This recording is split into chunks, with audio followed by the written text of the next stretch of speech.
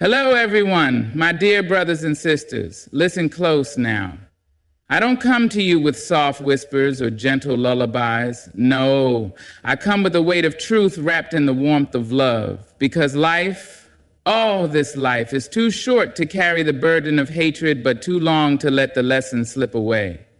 You see, we are walking stories, each of us carved by joy and sorrow, shaped by love and betrayal, polished by laughter and loss. And if you live long enough, somebody, maybe even somebody you loved, will break your heart, bruise your spirit, or try to dim your light. Oh, yes, they will. But hear me now, you are not their pain. You are not their cruelty. You are not what they did to you. Forgive. Not because they deserve it, but because you do.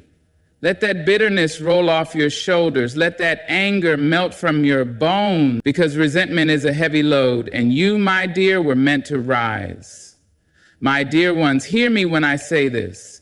There is a weight that the soul is not meant to carry, a heavy, aching burden that drags behind you like rusted chains, holding you back from the joy that is rightfully yours. And that burden, that bitter, gnawing weight, it is the refusal to forgive. Oh, I know what they did. I know what they said. I know how the betrayal cut through your spirit like a blade sharpened on deceit. I know how the hurt made a home inside you, settling into your bones like an unwelcome guest that refuses to leave. And I know that every time you think about it, every time you replay the moment, your hands clench, your chest tightens, your heart races with the memory of what should have never happened. But listen to me, child, and listen well. Holding on to that pain, cradling it close, nursing it like a fragile thing. It does not punish them. It does not undo what has been done. It does not make you stronger. It only keeps you shackled to a past that was never meant to define you. It only keeps you in a prison where the bars are made of your own refusal to let go. They may never say they're sorry. They may never admit what they did. They may walk this earth as if they did not carve scars into you. But you are not here to carry their shame. You are not here to hold their wrongdoing in your hands like a precious relic. You are here to live. And you cannot live freely while you are bound by the past. So forgive. Not because they deserve it, not because what they did was small, not because time has made it less painful. Forgive because you are too great to be weighed down by resentment. Forgive because your spirit was made to soar and anchor is an anchor. Forgive because you will not allow one act of cruelty, one moment of betrayal to steal another second of your peace. Now, don't misunderstand me. Forgiveness is not weakness. Oh, no, it is not bowing your head and accepting mistreatment. It is not pretending it never happened. It is not an invitation for them to hurt you again. No, my dear, forgiveness is power. It is standing tall and saying, you hurt me, but you do not own me. You tried to break me, but I refuse to remain broken. I am walking forward not because of you, but in spite of you. Forgiveness is not the erasing of memory. It is not the surrender of justice. It is simply the choice, the bold, defiant, courageous choice to take back your freedom. You see, when you hold on to anger, you think you are gripping it tightly, but in truth, it is gripping you. It creeps into your laughter, dulling the joy. It slips into your love, making it guarded and hesitant. It seeps into your dreams, turning them into restless nights where you relive the pain over and over again. It wraps itself around your happiness, making sure you never feel it fully, never trust it completely. But when you forgive, when you release that weight, when you look at your past and say, you will not control my future, oh, what a lightness comes. You walk taller, you breathe deeper, you love more fully, because you are no longer carrying the ghost of what they did. You have laid it down. You have set yourself free. And freedom, my dear ones, is what you deserve, not bitterness, not resentment, not a heart weighed down by things you cannot change. You deserve joy. You deserve peace. You deserve to look forward without the past clinging to your heels. So forgive, not for them, not because they asked for it, not because they deserve it. Forgive because you deserve peace. You deserve to be free. My dear ones, come close and listen well, for I will tell you something that will carry you through the storms of this life. There is no wisdom in forgetting, no strength in erasing the past as if it never happened. No, forgetting is not the path to healing, it is the road to repetition. You see, when you forget, you leave yourself open to the same wound, the same betrayal, the same cruel hands that once tried to break you. You let the lesson slip through your fingers like sand in the wind, and before you know it, history comes knocking again, wearing a different face but bearing the same intentions. Life has a way of testing whether you truly learned, whether you truly grew, whether you truly understood the cost of what was taken from you. And if you have forgotten, it will show you again. Now, do not confuse remembering with bitterness, for they are not the same. Bitterness is a weight, a chain that binds you to the past. But memory is power. Memory is your protection. It is the quiet whisper that says, no, not this time, not again. I have seen this before, and I will not be fooled. You are not the same person who once stood in that storm. You are not as naive, not as trusting, not as willing to hand your heart to hands that do not know how to hold it. No, you have learned, you have grown, and if you remember well, you will walk into the future with your eyes open, your spirit guarded, and your wisdom sharp. Some will tell you to forget, to move on as if it never happened, to let the past sink beneath the waters of time. But I tell you this, when you forget, you abandon the strength you fought so hard to gain. You erase the proof of your survival. You give away the wisdom that was paid for with your own tears. No, my dear, you must not forget. Remember the betrayal, not to dwell in pain, but to recognize the signs when they come again. Remember the heartbreak, not to fear love, but to understand what love should feel like. Remember the mistakes, not to shame yourself, but to walk wiser, steadier, surer. And when they ask you, why do you not forget? Look them in the eye and say, because my survival was not meant to be erased, because my lessons were not meant to be lost, because my strength was not meant to be ignored. Forgiveness is your freedom, but memory is your armor. Wear it well, let it guide you, but never let it weigh you down. My dear ones, lean in and listen close, for I want you to hear this with all your heart. You have walked through fire, and yet here you stand. You have known pain that shook you to your core, and yet you rise. You have felt the sting of betrayal, the heaviness of loss, the ache of wounds unseen, and yet you are still here. Do not let anyone tell you that your scars make you weak. Do not let them whisper that your pain was for nothing. No, my dear, your scars are not signs of defeat. They are proof that you survived, proof that you were knocked down but refused to stay there, proof that even when the world tried to break you, you pieced yourself back together stronger than before. You see, pain is a cruel teacher, but a teacher nonetheless. It does not come to destroy you, though sometimes it may feel that way. It comes to shape you, to refine you, to carve out the weakness that once made you easy to wound. Every scar on your heart, on your spirit, on your soul, they tell a story of battles fought and won, of lessons learned the hard way, of strength built from struggle. Oh, I know there were days when you thought you wouldn't make it. I know there were nights when you lay awake, drowning in the weight of it all, thinking you would never be whole again. I know how the pain tried to convince you that you were broken beyond repair. But look at you now. You are still standing, still breathing, still walking forward, step by step. And that, my dear, is strength. The world will try to make you forget. It will tell you to cover up your scars, to hide them away like something shameful. But I say, wear them proudly. They are not marks of weakness. They are reminders that you endured. They are not signs of failure. They are proof that you found your way through. They are not ugly. No, they are beautiful because they show the world that you were tested by the fire and you did not burn. And I will tell you something else. Strength is not in never feeling pain. It is in knowing pain and rising anyway. Strength is in choosing to keep going even when your legs are tired, even when your heart is heavy, even when the weight of your past tries to hold you back. Strength is in saying, yes, I have been hurt. Yes, I have been broken, but I am still here and I will not be defeated. So do not curse your scars. Do not wish them away.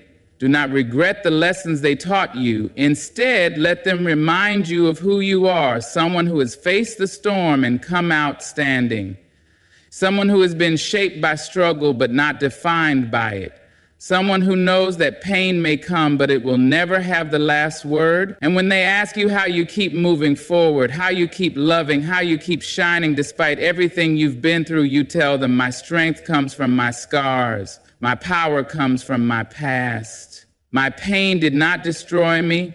It made me unstoppable. Come close now and listen with your whole heart, because this is a truth you must carry with you for the rest of your days. Life will test you, shape you, bruise you, and teach you. You will walk through storms you never saw coming, face betrayals you never deserved, and endure heartbreaks that seem impossible to mend. But through it all, through every tear, every fall, every moment when you thought you would not make it, there was something growing inside you. You see, pain is a teacher and experience is its lesson. The world will try to tell you to move on quickly, to forget the hurt, to pretend it never happened. But you and I know better. We know that every hardship, every disappointment, every crack in your heart was not meant to break you, but to build you. And now, because of what you have lived through, you are not the same person you once were. No, my dear, you are wiser now. You used to give your trust too easily, handing it over like a gift to those who never knew how to hold it. But now you understand that trust is earned, not given freely to just anyone who asks for it. You used to see the good in people so blindly that you ignored the warning signs, the whispers in your own spirit telling you to be careful. But now you listen, now you pay attention. Now you know that kindness should never come at the cost of your own well-being. This world will try to make you feel guilty for changing. They will say, you're not as open as you used to be. They will say, you've put up walls. They will say, you've grown cold. But hear me well, you are not cold, you are careful. You are not bitter, you are aware. You are not hard-hearted, you are wise. Because you have learned that forgiveness does not mean returning to the hands that hurt you. You have learned that love does not mean allowing yourself to be used. You have learned that second chances are not for those who take your kindness for granted, but for those who prove through actions that they are worthy of them. Oh yes, my dear, you are wiser now. You know that protecting your peace is more important than pleasing people who never cared for you in the first place. You know that silence can be more powerful than words, that walking away can be a greater victory than staying and trying to fix what was never yours to fix. You know that not every battle is worth fighting, not every apology is sincere, not every hand extended to you is meant to help, and because of this wisdom, you move differently now.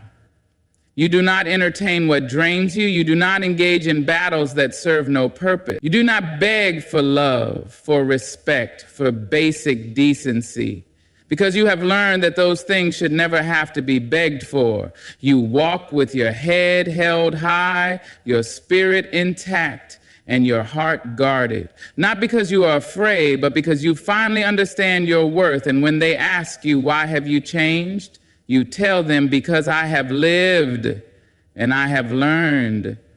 I have forgiven, but I have not. I am not hard, I am wise. I am not cold, I am strong, and I will never be broken in the same way again. Come close now and hear me well, because this is something too many people learn too late. Forgiveness is a gift, but so is wisdom. And wisdom knows that not everyone deserves a place at your table just because they asked for it. Forgiving someone does not mean letting them walk back into your life as if they never left footprints of pain behind them. Forgiving does not mean forgetting the lesson. It means choosing peace over poison, but peace does not mean access. You see, there was a time when you thought love meant endurance, that if you cared enough, if you gave enough, if you proved yourself enough, then surely they would change. But you know better now. You know that some people take and take and take until there is nothing left of you. You know that some people do not love you, they love what they can get from you. And wisdom, my dear, wisdom is knowing when to close the door. Boundaries are not walls of bitterness. They are gates of protection. They do not mean you are unkind. They mean you have learned. They mean you have felt the sting of betrayal and chosen not to let it happen again. They mean you have looked pain in the face and decided you would not be its prisoner.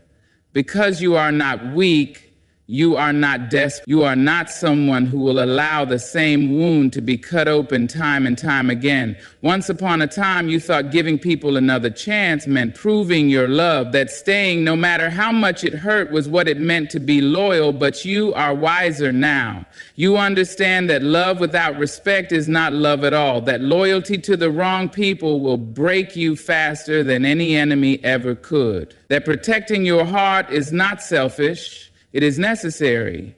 And oh, they will talk. They will say you have changed. They will say you are selfish, unkind, unforgiving. But hear me well. Those who benefited from your lack of boundaries will always be the first to complain when you set them. They will call you cruel for doing what they never expected you to have the strength to do. But you must not listen. You must stand firm. Because your peace is worth more than their approval. Your happiness is worth more than their comfort. So you walk away from what drains you. You turn from what no longer serves you. You do not beg. You do not plead. You do not explain. Because those who truly care for you will respect the boundaries you set. And those who do not, well, they were never meant to stay. And when they ask you, why have you changed? Why are you so distant? You tell them, because I have forgiven, but I have not forgotten. Because I have learned that my heart is not a playground for those who do not know how to care for it. Because I have finally realized that my peace is mine to protect, and I will not give it away. Come close now and listen deep, because this is something the world will not always tell you. The things you have survived, the pain you have endured, the nights you thought you would not make it through, none of it was for nothing. Life does not hand out suffering without reason, and the battles you have fought were not just to break you, they were to build you. Oh, I know there were moments when you wanted to give up, moments when the weight of what you carried made you feel small, made you feel powerless, made you question if you would ever feel whole again. But hear me now. You did not go through all of that to come out empty. You did not walk through fire just to be left with ashes. You did not endure pain just for it to fade into nothing. No, my dear, you are here standing tall, breathing strong, because you were meant to turn that pain into power. Every tear you shed, every wound you carried, every scar that still lingers, they tell a story of strength, a story of survival, a story of someone who refused to be defeated. You see, too many people go through life trying to erase their struggles, trying to pretend they were never broken, never lost, never hurt. But you must not do that. You must not hide your story as if it is something to be ashamed of, because it is not weakness that brought you here, it is resilience. You have seen the darkness, and yet you still seek the light. You have known what it is to be abandoned, yet you still choose to love. You have been betrayed, yet you still dare to trust. That is not weakness, that is power.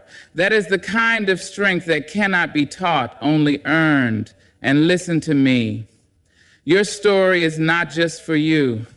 No, my dear, it is for every soul that will come after you, every heart that will need to hear that survival is possible. One day, someone will stand where you once stood, drowning in their own pain, wondering if they will ever make it through. And they will look to you. They will see your strength. They will hear your story and they will believe in their own resilience because of it. So do not silence your past. Do not bury your lessons. Let them be the foundation upon which you build something greater. Let them remind you of how far you have come, of how much you have grown, of how unbreakable you truly are. And when they ask you, how did you survive? You tell them, because I refuse to let my pain be wasted, because I turn my wounds into wisdom, because my story is not one of defeat, but of victory. Come close now and listen well, because this is the truth you must carry with you until the end of your days. Life will try to break you. It will test your strength, push you to your limits and ask you, who are you without the things that tried to destroy you? And in those moments when the world feels heavy and the past whispers in your ear, you must remember this: you are not what happened to you.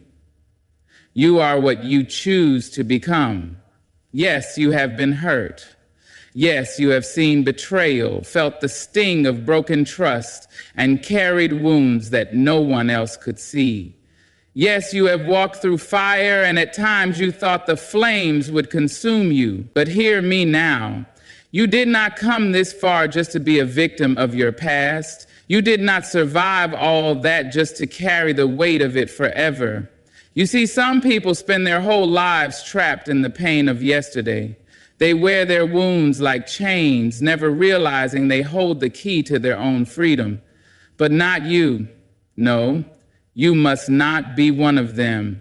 You must understand that while the past has shaped you, it does not have to define you. You must refuse to let your worst moments write the rest of your story. Forgiveness is your power, not because they deserve it, but because you do.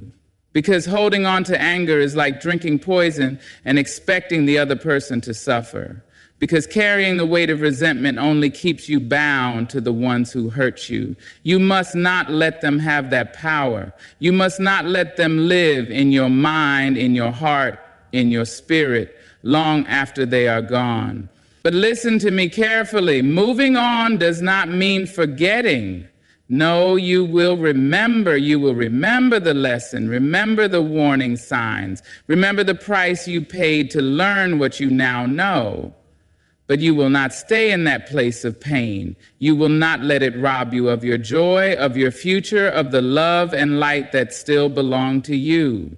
Because you are more than your wounds. You are more than your heartbreak. You are more than the people who left, the ones who lied, the ones who tried to break you. You are still here, still standing, still rising, and that means you have already won. So you take back your power. You stop giving your energy to the ones who don't deserve it. You stop replaying the past like a song stuck on repeat. You stop allowing pain to take up space in a life that was meant for joy. You forgive not to let them back in, but to set yourself free. And then, my dear, you move forward. You walk boldly into the future with your head held high, with love in your heart, with strength in your spirit. And when they ask you, how did you heal? How did you let go? You tell them, because I chose to live, because I refuse to let my past steal my future, because I have forgiven, but I have not forgotten, and because my story is still being written. And so, my dear ones, hear me one last time and let these words settle deep in your soul. Life will test you, but you must not break. Pain will come, but you must not let it define you. Betrayal will sting, but you must not let it turn your heart to stone. You will walk through storms, but you will not drown. You will face darkness, but you will not be consumed, because you are stronger than you ever knew, wiser than you once were, and braver than the world expected. Forgive, but never forget.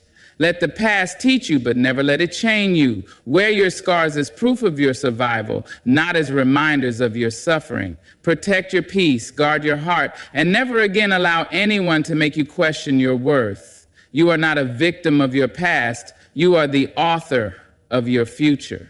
So go forward now, with your head held high and your spirit unshaken. Love freely, but wisely. Give second chances, but only to those who earn them. Keep your heart open, but your boundaries firm. And above all, never let the pain of yesterday steal the joy of tomorrow. I believe in you. I honor your strength. I celebrate your journey. And I know that no matter what comes next, you will rise, you will shine, and you will walk like you own the sun.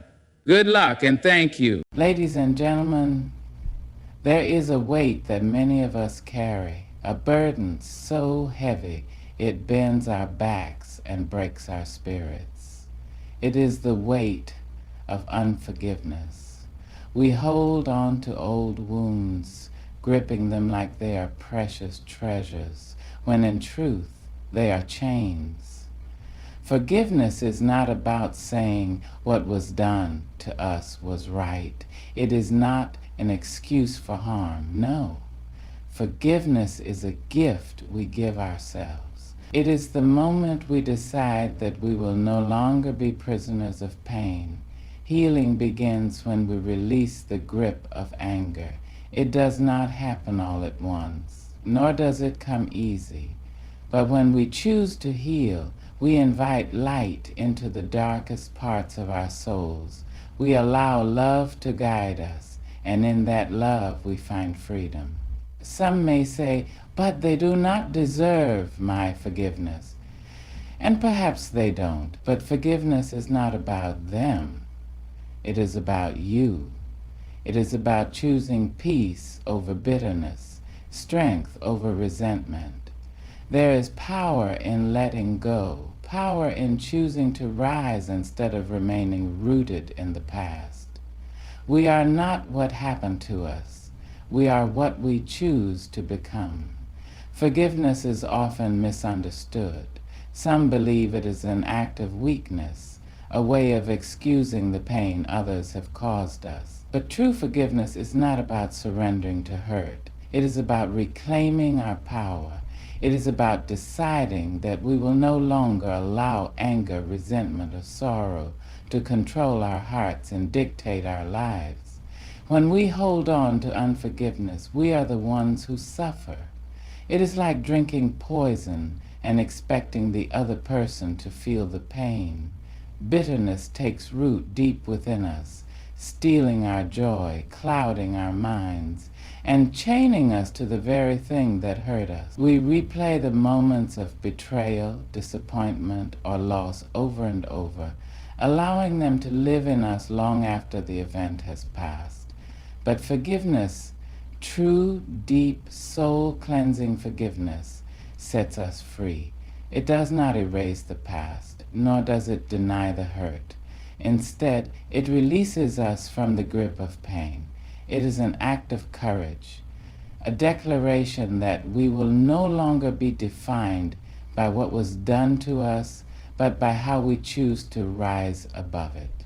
Forgiveness is not always easy. Sometimes the wounds are fresh, the scars are deep, and the memory lingers like a shadow. But each time we make the choice to forgive, we chip away at that shadow, letting in more and more light. It is a process, not a single moment. Some wounds take time to heal, and that is okay. Forgiveness is also not about forgetting. We do not have to erase the lessons our pain has taught us. We do not have to invite those who hurt us back into our lives.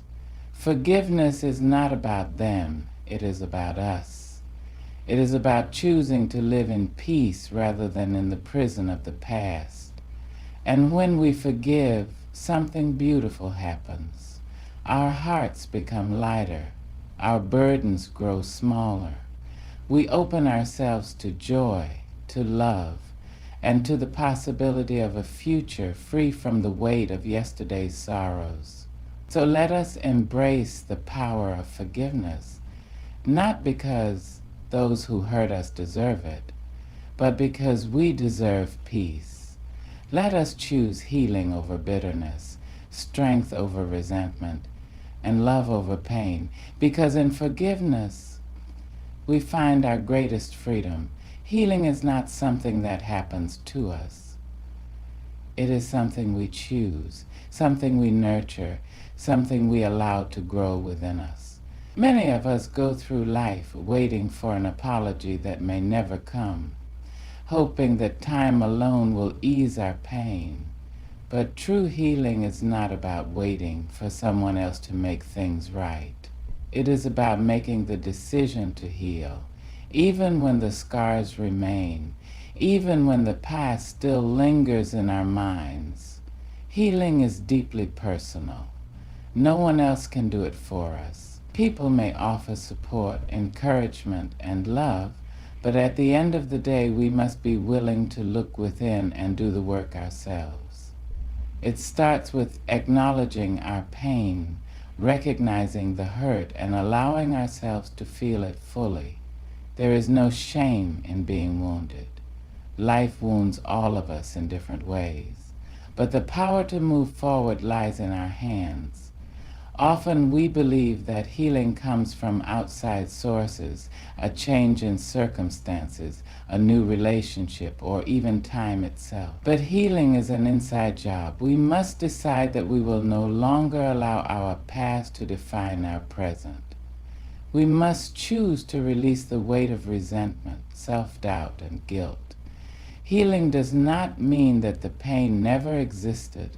It does not mean we forget what happened. Instead, it means that we refuse to let that pain control us anymore. It means we take back our power and allow ourselves to feel joy again. One of the greatest obstacles to healing is the belief that we are not ready, that we are not strong enough. But healing does not require perfection. It only requires willingness. Some days will be harder than others. Some days the memories will return. The wounds will sting, and we may feel like we have taken a step backward. But every step, even the smallest one, is progress. Healing begins with self-love. It begins with recognizing that we are worthy of peace, worthy of happiness, and worthy of moving forward. We must be gentle with ourselves, patient with our process, and willing to embrace the journey, no matter how long it takes. And as we heal, we become stronger, our hearts become softer, yet our spirits grow unbreakable. We begin to see the world through new eyes, not as a place of endless pain, but as a place where love, joy, and hope still exist. So let us choose to heal, not because the past didn't matter, but because the future does. Let us take back our peace, our happiness, and our freedom. Because healing is not something we find outside of us. It begins within. Love is the most powerful force in the universe. It has the ability to heal, to transform, and to bring light. When we allow love to guide us, we begin to see the world differently, not through the lens of pain or fear, but through the eyes of understanding, compassion, and grace. Too often, we think of love as something we receive from others, as if it exists only in the words and actions of those around us. But love is not just an external gift, it is an internal power. It is something we cultivate within ourselves, something that grows stronger the more we give it away. Love is a choice. It is easy to love when life is kind, when people treat us well, when everything falls into place. But love's true power is revealed in the difficult moments, when we are hurt, when we are disappointed, when the world feels unfair. It is in these moments that we must decide whether to let love lead us forward or allow bitterness and anger to take control. When we choose love, we are choosing peace over resentment. We are choosing to rise above the things that try to break us. Love does not mean we forget the pain we have endured, nor does it mean we allow others to mistreat us. Love does not make us weak. It makes us strong. It allows us to set boundaries with kindness, to walk away from harm without hatred, and to see the humanity in those who have failed us. Love in its purest form is not just about how we treat others, but also how we treat ourselves. It is in the way we speak to ourselves, in the grace we give ourselves when we fall short, and in the patience we have for our own healing. When we truly love ourselves, we begin to understand that we are deserving of happiness, of peace, and of a life filled with joy. There will always be moments in life that challenge our ability to love. People will hurt us, circumstances will test us, and sometimes we will feel as if love is a distant, impossible thing. But love is always there, within us, around us, waiting for us to choose it again and again. So let us choose love as our guide. Let it lead us through the storms. Let it heal our wounds. Let it shape the way we move through the world. Because when we live with love in our hearts, we do not just change our own lives. We change the lives of those around us. Love, when embraced fully, has the power to heal not just one person, but an entire world. There is a moment in life when we must make a decision, not for anyone else, but for ourselves. A moment when we must ask, am I going to hold on to this pain, or am I going to set myself free? Letting go is one of the hardest things we will ever do, yet it is also one of the most powerful. We often hold on to hurt, resentment, and past disappointments because they feel familiar. The pain becomes a part of us, and even though it weighs us down, we struggle to release it because we fear what life will be like without it. But the truth is, holding on does not make us strong. Letting go does. We think that by clinging to the past, we are keeping control. But in reality, we are allowing the past to control us. Every time we replay an old betrayal, every time we let anger dictate our actions, every time we dwell on what was instead of what could be, we are giving power to something that no longer serves us. Letting go does not mean forgetting. It does not mean pretending that what happened did not matter. It means choosing not to let what happened define us. It means we refuse to let pain have the final say in our story. Some people believe that letting go is a sign of weakness, that if we release our anger or grief, it means we are giving up. But that is far from the truth. Letting go takes courage. It takes strength to say, I will no longer carry this burden. I will no longer allow this to shape my future. I will no longer give this pain a home in my heart. And letting go is not just about the past. Sometimes we must let go of people who no longer bring peace into our lives. We must let go of expectations that are weighing us down. We must let go of the need for closure, the need for an apology that may never come. We must let go of the version of ourselves that we were when we were hurting and step into the person we are meant to become. This process is not instant. Letting go is a journey. Some days the past will whisper to us, trying to pull us back. But each time we choose to release it, each time we choose ourselves over our pain, we grow stronger. The moment we decide to let go is the moment we take our power back.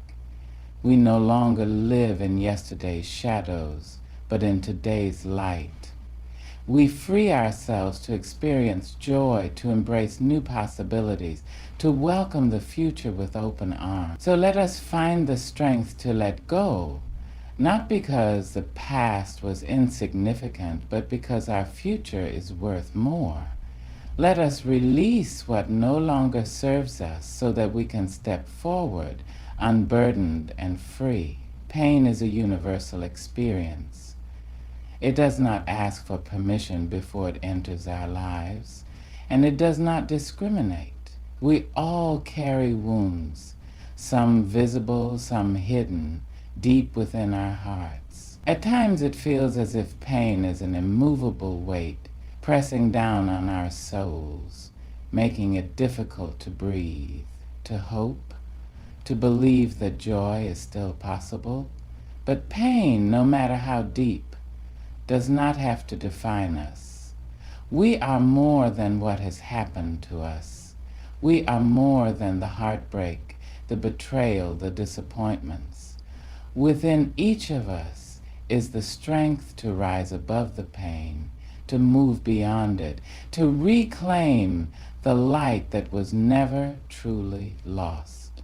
Rising above pain does not mean ignoring it. It does not mean pretending we were never hurt or suppressing the emotions that demand to be felt. Healing begins when we acknowledge the pain, when we sit with it, when we allow ourselves to grieve, to cry, to feel the weight of what we have endured. Only then can we begin the journey forward. Many times, pain tries to convince us that we are powerless. Pain, it whispers that we will never escape, that we will always be broken. But that is a lie. We are stronger than we know. We have survived every difficult moment life has thrown at us, and we are still here. That means we have already won battles we once thought were impossible.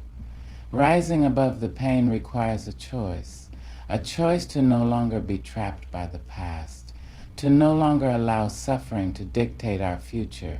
It is not an easy choice. It is one we must make again and again, especially on the days when the weight of our struggles feels unbearable. But each time we choose to rise, we grow. Each time we take one step forward, no matter how small, we prove that pain is not the end of our story. Sometimes the pain we experience is out of our control. Life is unpredictable, and not everything that happens to us is fair. But what is within our control is how we respond. We can choose to become bitter, or we can choose to become stronger. We can allow pain to harden our hearts, or we can allow it to deepen our compassion. We can remain stuck in the darkness, or we can fight to find the light. Strength is not the absence of pain. Strength is the ability to rise despite it. Strength is choosing to keep moving, to keep believing, to keep loving, even when everything in us wants to shut down. And when we rise, we inspire others. Our resilience becomes a beacon of hope for those who are struggling. Our journey becomes proof that healing is possible, that joy can be found again, that no pain is permanent. So let us make the choice today and every day to rise above the pain, not because it is easy, but because we deserve to live a life that is not ruled by suffering. We deserve to wake up each morning without the weight of yesterday holding us down. We deserve to be free. Pain may shape us, but it does not have to define us. We are not what we have lost. We are what we choose to become. And today, we choose to rise. There is a quiet power in living a life of grace. In a world where people are quick to judge, quick to anger, and slow to forgive, choosing grace is an act of courage. It is not always easy to walk through life with an open heart, especially when we have been hurt, disappointed, or misunderstood. But grace is what lifts us above the weight of resentment, above the need for revenge, above the temptation to harden our hearts. Grace is not weakness. It is not passivity. It is strength wrapped in kindness, wisdom expressed with humility, and forgiveness given even when it is not deserved. A life of grace means understanding that we do not have to meet cruelty with cruelty, that we do not have to let bitterness take root in our souls. It means we choose peace even when conflict is easier. It means we choose love even when anger feels justified.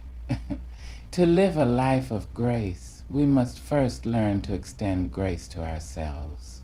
We are often our own harshest critics, carrying guilt and shame long after we should have let them go.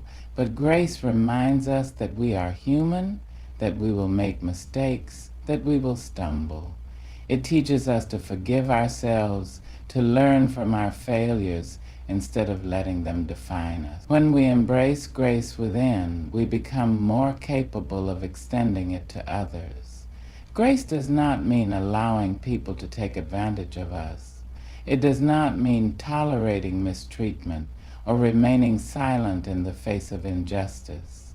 Instead, it means we respond to life's challenges with wisdom and dignity. It means we set boundaries with love, not anger. It means we walk away from negativity without letting it poison our spirit. A life of grace is a life of generosity, not just in giving material things, but in giving kindness, patience, and understanding. It means looking at people not just for who they are in a single moment, but for who they have the potential to become. It means offering a gentle word when someone expects harshness, a second chance when the world says they don't deserve one. There will be times when grace is tested, when the pain of the past makes it hard to be kind, when the weight of disappointment makes it difficult to forgive. But grace is not about perfection. It is about perseverance. It is about choosing again and again to rise above the negativity, to meet hardship with hope, to move forward with an open heart instead of a closed one. And when we live a life of grace, we leave something behind that is greater than ourselves. We create a ripple effect, inspiring others to choose compassion over cruelty, understanding over judgment, love over fear. We become a source of light in a world that desperately needs it. So let us choose grace, not because it is easy, but because it is powerful. Not because the world always deserves it, but because we deserve the peace that comes with it. Let us live in such a way that our presence brings healing, our words bring comfort, and our actions bring hope. For a life of grace is a life well lived. It is a life that long after we are gone will have made the world a better place. Life is a journey filled with moments of joy and sorrow, love and loss, triumph and pain. Along the way, we will face challenges that test our spirit, wounds that threaten to break us, and disappointments that shake our faith. But through it all, we have a choice to rise above, to let go, to embrace love, to walk in grace, and to heal. Forgiveness is the key that unlocks the chains of resentment. It is not about excusing those who have hurt us, but about setting ourselves free from the burden of anger and bitterness. Healing begins within, requiring us to nurture our hearts with patience and self-love. It is not always an easy process, but each step forward brings us closer to peace. Love must be our guiding force, lighting our path even in the darkest times. It is through love that we find connection, understanding, and the strength to keep going. And with that love, we must also find the courage to let go of pain, of past hurts, of the things that no longer serve us. In letting go, we are not losing, we are making space for something greater. Pain does not have to define us. We are not what we have suffered, but what we choose to become. Rising above our struggles does not mean ignoring them. It means learning from them, growing from them, and refusing to let them hold us back. True strength is found in resilience, in the decision to keep moving forward despite the obstacles we face. And above all, we must live with grace. Grace for ourselves when we fall short, grace for others when they fail us, and grace in how we navigate the world. A life of grace is a life of peace, a life of love, and a life that inspires others to do the same. So let us move forward with open hearts and fearless spirits. Let us embrace forgiveness, choose healing, walk in love, find strength in letting go, and live with unwavering grace. Because in the end, it is not our pain that defines us. It is how we rise above it. Ladies and gentlemen, there is a weight that many of us carry, a burden so heavy it bends our backs and breaks our spirits. It is the weight of unforgiveness. We hold on to old wounds, gripping them like they are precious treasures, when in truth they are chains. Forgiveness is not about saying what was done to us was right. It is not an excuse for harm. No. Forgiveness is a gift we give ourselves. It is the moment we decide that we will no longer be prisoners of pain. Healing begins when we release the grip of anger. It does not happen all at once, nor does it come easy. But when we choose to heal, we invite light into the darkest parts of our souls. We allow love to guide us, and in that love we find freedom. Some may say, but they do not deserve my forgiveness. And perhaps they don't, but forgiveness is not about them. It is about you. It is about choosing peace over bitterness, strength over resentment. There is power in letting go, power in choosing to rise instead of remaining rooted in the past. We are not what happened to us. We are what we choose to become. Forgiveness is often misunderstood. Some believe it is an act of weakness, a way of excusing the pain others have caused us. But true forgiveness is not about surrendering to hurt. It is about reclaiming our power. It is about deciding that we will no longer allow anger, resentment, or sorrow to control our hearts and dictate our lives. When we hold on to unforgiveness, we are the ones who suffer. It is like drinking poison and expecting the other person to feel the pain. Bitterness takes root deep within us, stealing our joy, clouding our minds, and chaining us to the very thing that hurt us. We replay the moments of betrayal, disappointment, or loss over and over, allowing them to live in us long after the event has passed. But forgiveness, true, deep, soul-cleansing forgiveness, sets us free. It does not erase the past, nor does it deny the hurt. Instead, it releases us from the grip of pain. It is an act of courage, a declaration that we will no longer be defined by what was done to us, but by how we choose to rise above it. Forgiveness is not always easy. Sometimes the wounds are fresh, the scars are deep, and the memory lingers like a shadow. But each time we make the choice to forgive, we chip away at that shadow, letting in more and more light. It is a process, not a single moment. Some wounds take time to heal, and that is okay. Forgiveness is also not about forgetting. We do not have to erase the lessons our pain has taught us. We do not have to invite those who hurt us back into our lives. Forgiveness is not about them, it is about us.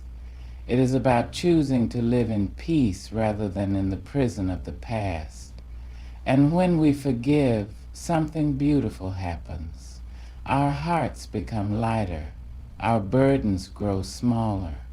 We open ourselves to joy, to love, and to the possibility of a future free from the weight of yesterday's sorrows. So let us embrace the power of forgiveness, not because those who hurt us deserve it, but because we deserve peace. Let us choose healing over bitterness, strength over resentment, and love over pain, because in forgiveness, we find our greatest freedom. Healing is not something that happens to us. It is something we choose, something we nurture, something we allow to grow within us. Many of us go through life waiting for an apology that may never come, hoping that time alone will ease our pain. But true healing is not about waiting for someone else to make things right. It is about making the decision to heal, even when the scars remain, even when the past still lingers in our minds. Healing is deeply personal. No one else can do it for us. People may offer support, encouragement, and love, but at the end of the day, we must be willing to look within and do the work ourselves. It starts with acknowledging our pain, recognizing the hurt, and allowing ourselves to feel it fully. There is no shame in being wounded. Life wounds all of us in different ways, but the power to move forward lies in our hands. Often we believe that healing comes from outside sources, a change in circumstances, a new relationship, or even time itself. But healing is an inside job. We must decide that we will no longer allow our past to define our present. We must choose to release the weight of resentment, self-doubt, and guilt. Healing does not mean that the pain never existed. It does not mean we forget what happened. Instead, it means that we refuse to let that pain control us anymore. It means we take back our power and allow ourselves to feel joy again. One of the greatest obstacles to healing is the belief that we are not ready, that we are not strong enough. But healing does not require perfection. It only requires willingness. Some days will be harder than others. Some days the memories will return, the wounds will sting, and we may feel like we have taken a step backward. But every step, even the smallest one, is progress. Healing begins with self-love. It begins with recognizing that we are worthy of peace, worthy of happiness, and worthy of moving forward. We must be gentle with ourselves, patient with our process, and willing to embrace the journey, no matter how long it takes. And as we heal, we become stronger, our hearts become softer, yet our spirits grow unbreakable. We begin to see the world through new eyes, not as a place of endless pain, but as a place where love, joy, and hope still exist. So let us choose to heal, not because the past didn't matter, but because the future does. Let us take back our peace, our happiness, and our freedom. Because healing is not something we find outside of us. It begins within. Love is the most powerful force in the universe. It has the ability to heal, to transform, and to bring light. When we allow love to guide us, we begin to see the world differently, not through the lens of pain or fear, but through the eyes of understanding, compassion, and grace. Too often, we think of love as something we receive from others, as if it exists only in the words and actions of those around us. But love is not just an external gift, it is an internal power. It is something we cultivate within ourselves, something that grows stronger the more we give it away. Love is a choice. It is easy to love when life is kind, when people treat us well, when everything falls into place. But love's true power is revealed in the difficult moments, when we are hurt, when we are disappointed, when the world feels unfair. It is in these moments that we must decide whether to let love lead us forward or allow bitterness and anger to take control. When we choose love, we are choosing peace over resentment. We are choosing to rise above the things that try to break us. Love does not mean we forget the pain we have endured, nor does it mean we allow others to mistreat us. Love does not make us weak, it makes us strong. It allows us to set boundaries with kindness, to walk away from harm without hatred, and to see the humanity in those who have failed us. Love in its purest form is not just about how we treat others, but also how we treat ourselves. It is in the way we speak to ourselves, in the grace we give ourselves when we fall short, and in the patience we have for our own healing. When we truly love ourselves, we begin to understand that we are deserving of happiness, of peace, and of a life filled with joy. There will always be moments in life that challenge our ability to love. People will hurt us, circumstances will test us, and sometimes we will feel as if love is a distant, impossible thing. But love is always there, within us, around us, waiting for us to choose it again and again. So let us choose love as our guide. Let it lead us through the storms. Let it heal our wounds. Let it shape the way we move through the world. Because when we live with love in our hearts, we do not just change our own lives. We change the lives of those around us. Love, when embraced fully, has the power to heal not just one person, but an entire world. There is a moment in life when we must make a decision, not for anyone else, but for ourselves. A moment when we must ask, am I going to hold on to this pain, or am I going to set myself free? Letting go is one of the hardest things we will ever do, yet it is also one of the most powerful. We often hold on to hurt, resentment, and past disappointments because they feel familiar. The pain becomes a part of us, and even though it weighs us down, we struggle to release it because we fear what life will be like without it. But the truth is, holding on does not make us strong. Letting go does. We think that by clinging to the past, we are keeping control.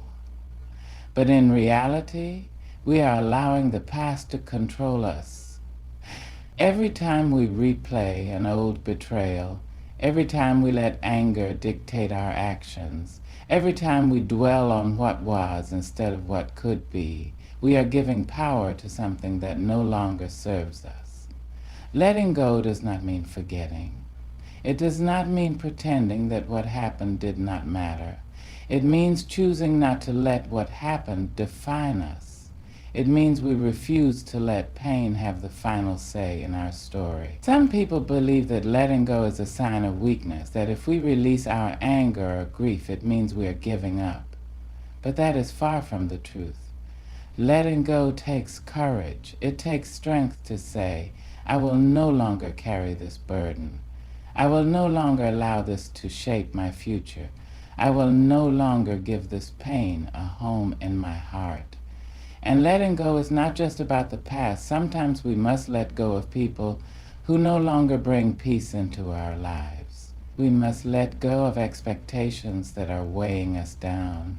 We must let go of the need for closure, the need for an apology that may never come.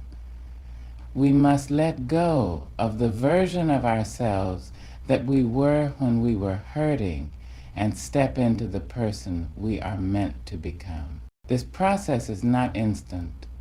Letting go is a journey. Some days the past will whisper to us, trying to pull us back. But each time we choose to release it, each time we choose ourselves over our pain, we grow stronger. The moment we decide to let go is the moment we take our power back. We no longer live in yesterday's shadows, but in today's light. We free ourselves to experience joy, to embrace new possibilities, to welcome the future with open arms. So let us find the strength to let go, not because the past was insignificant, but because our future is worth more. Let us release what no longer serves us so that we can step forward, unburdened and free. Pain is a universal experience. It does not ask for permission before it enters our lives, and it does not discriminate. We all carry wounds, some visible, some hidden, deep within our hearts. At times it feels as if pain is an immovable weight pressing down on our souls, making it difficult to breathe, to hope, to believe that joy is still possible. But pain, no matter how deep, does not have to define us. We are more than what has happened to us. We are more than the heartbreak, the betrayal, the disappointments. Within each of us is the strength to rise above the pain, to move beyond it, to reclaim the light that was never truly lost. Rising above pain does not mean ignoring it. It does not mean pretending we were never hurt or suppressing the emotions that demand to be felt. Healing begins when we acknowledge the pain, when we sit with it, when we allow ourselves to grieve, to cry, to feel the weight of what we have endured. Only then can we begin the journey forward. Many times, pain tries to convince us that we are powerless. Pain, it whispers that we will never escape, that we will always be broken. But that is a lie. We are stronger than we know. We have survived every difficult moment life has thrown at us, and we are still here. That means we have already won battles we once thought were impossible. Rising above the pain requires a choice to no longer be trapped by the past, to no longer allow suffering to dictate our future. It is not an easy choice. It is one we must make again and again, especially on the days when the weight of our struggles feels unbearable. But each time we choose to rise, we grow. Each time we take one step forward, no matter how small, we prove that pain is not the end of our story. Sometimes the pain we experience is out of our control. Life is unpredictable, and not everything that happens to us is fair. But what is within our control is how we respond. We can choose to become bitter, or we can choose to become stronger. We can allow pain to harden our hearts, or we can allow it to deepen our compassion. We can remain stuck in the darkness, or we can fight to find the light. Strength is not the absence of pain. Strength is the ability to rise despite it. Strength is choosing to keep moving, to keep believing, to keep loving, even when everything in us wants to shut down. And when we rise, we inspire others. Our resilience becomes a beacon of hope for those who are struggling. Our journey becomes proof that healing is possible, that joy can be found again, that no pain is permanent. So let us make the choice today and every day to rise above the pain, not because it is easy, but because we deserve to live a life that is not ruled by suffering. We deserve to wake up each morning without the weight of yesterday holding us down. We deserve to be free. Pain may shape us, but it does not have to define us. We are not what we have lost. We are what we choose to become. And today, we choose to rise. There is a quiet power in living a life of grace. In a world where people are quick to judge, quick to anger, and slow to forgive, choosing grace is an act of courage. It is not always easy to walk through life with an open heart, especially when we have been hurt, disappointed, or misunderstood. But grace is what lifts us above the weight of resentment, above the need for revenge, above the temptation to harden our hearts. Grace is not weakness. It is not passivity. It is strength wrapped in kindness, wisdom expressed with humility, and forgiveness given even when it is not deserved. A life of grace means understanding that we do not have to meet cruelty with cruelty, that we do not have to let bitterness take root in our souls. It means we choose peace even when conflict is easier. It means we choose love even when anger feels justified. To live a life of grace, we must first learn to extend grace to ourselves. We are often our own harshest critics, carrying guilt and shame long after we should have let them go. But grace reminds us that we are human, that we will make mistakes, that we will stumble. It teaches us to forgive ourselves, to learn from our failures instead of letting them define us. When we embrace grace within, we become more capable of extending it to others. Grace does not mean allowing people to take advantage of us. It does not mean tolerating mistreatment or remaining silent in the face of injustice. Instead, it means we respond to life's challenges with wisdom and dignity. It means we set boundaries with love, not anger. It means we walk away from negativity without letting it poison our spirit. A life of grace is a life of generosity, not just in giving material things, but in giving kindness, patience, and understanding. It means looking at people not just for who they are in a single moment, but for who they have the potential to become.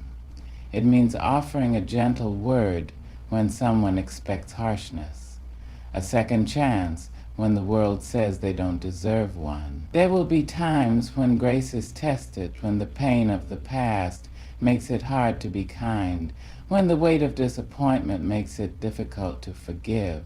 But grace is not about perfection.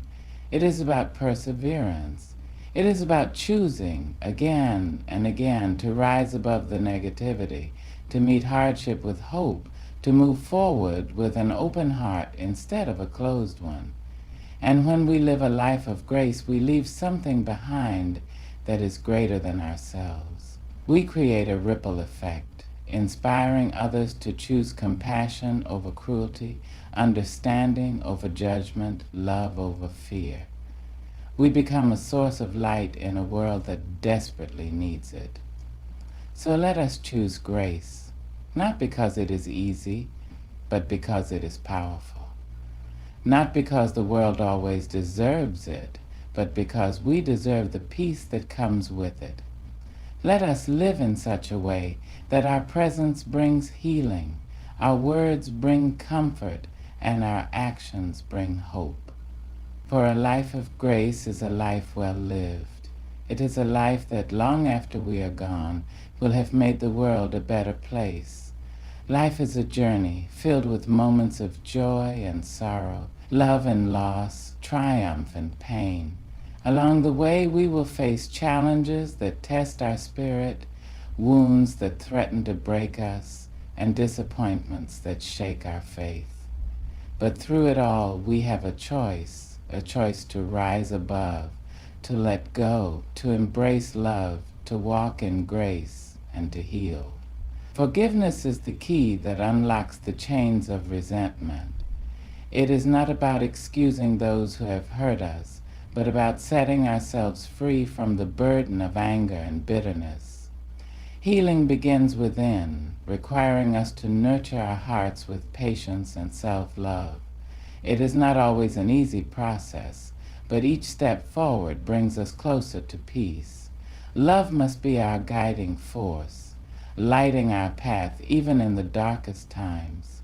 It is through love that we find connection, understanding, and the strength to keep going. And with that love, we must also find the courage to let go of pain, of past hurts, of the things that no longer serve us. In letting go, we are not losing, we are making space for something greater. Pain does not have to define us. We are not what we have suffered, but what we choose to become. Rising above our struggles does not mean ignoring them. It means learning from them, growing from them, and refusing to let them hold us back. True strength is found in resilience, in the decision to keep moving forward despite the obstacles we face. And above all, we must live with grace.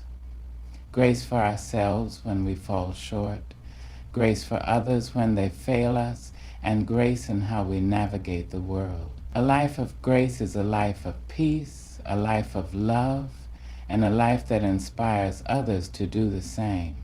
So let us move forward with open hearts and fearless spirits.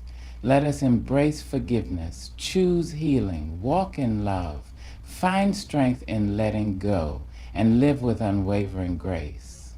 Because in the end, it is not our pain that defines us. It is how we rise above it. Dear friends, there comes a moment when even the strongest heart feels weary, when the brightest spirit feels dim, when the body ache is not from labor, but from carrying the unseen weight of endless days.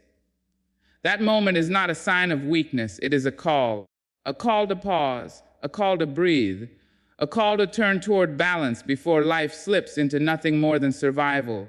Burnout creeps in quietly. It whispers that you are not doing enough, that you must keep running faster, pushing harder, proving your worth with every tick of the clock. And before you know it, you have given so much of yourself that nothing remains for the soul. But balance speaks with a gentler voice. Balance reminds you that your value is not in your exhaustion, that your worth is not measured in sleepless nights and restless mornings.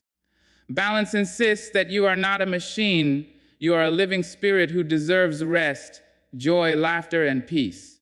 To rise from burnout into balance is to choose yourself again. It is to remember that your mind is not meant to live in chaos.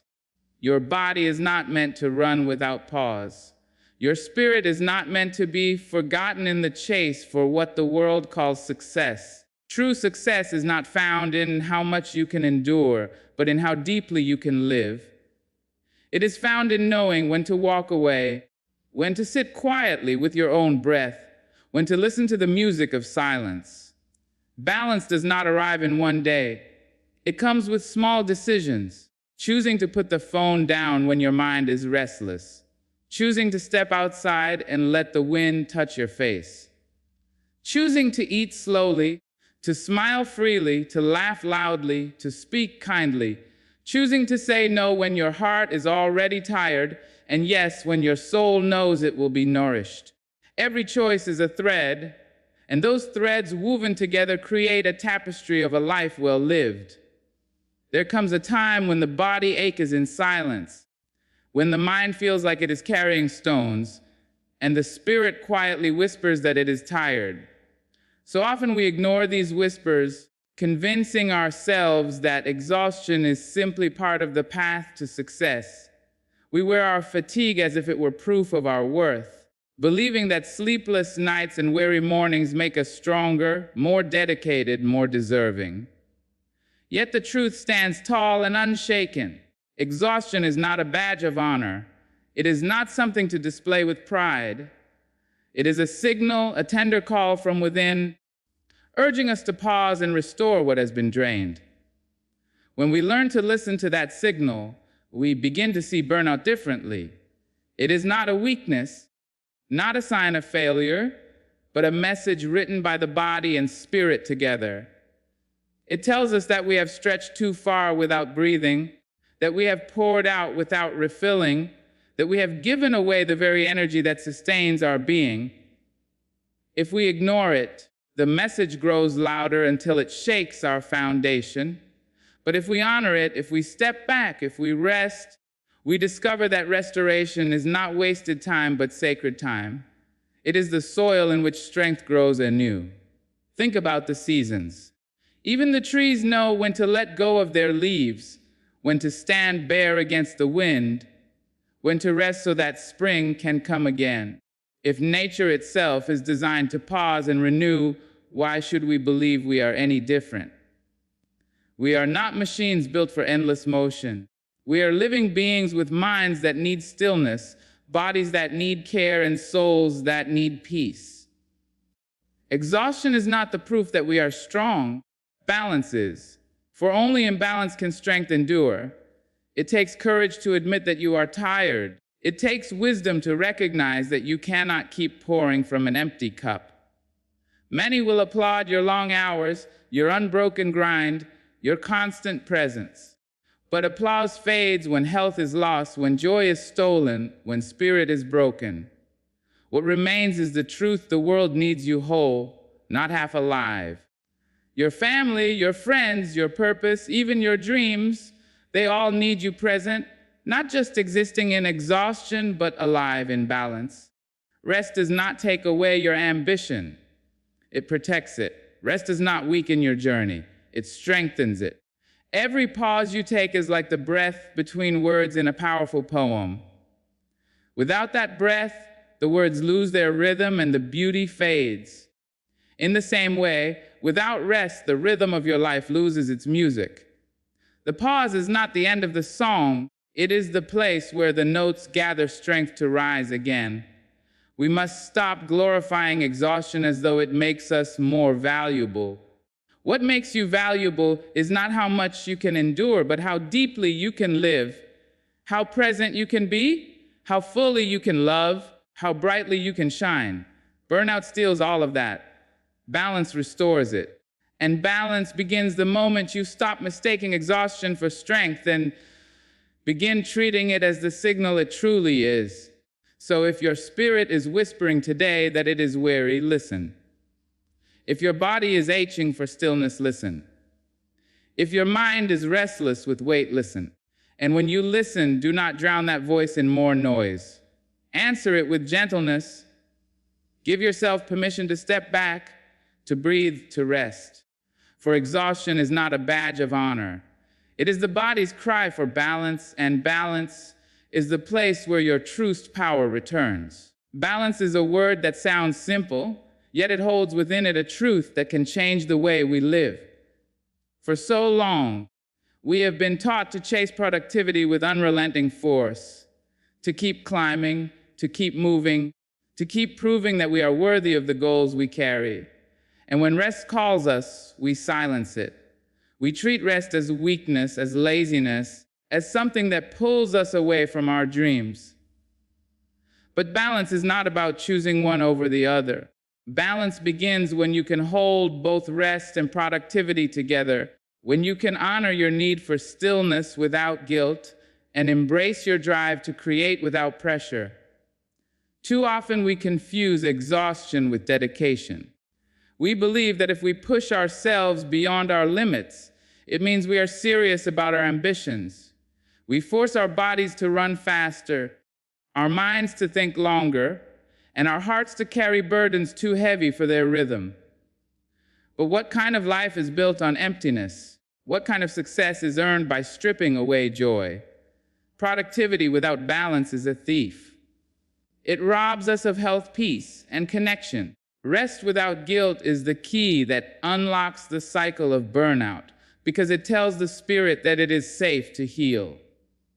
Think about the power of breath. We inhale, we exhale. If we only inhaled, we would collapse. If we only exhaled, we would fade. Balance is found in the rhythm between the two. Productivity is the inhale, drawing in the strength to build, to create, to act. Rest is the exhale, letting go of tension, releasing the weight, allowing the body and soul to reset. Neither is complete without the other, and both are sacred in their purpose. To honor only productivity is to suffocate. To honor only rest is to stagnate. To hold both is to live in harmony. The guilt around rest is perhaps the heaviest chain many people carry.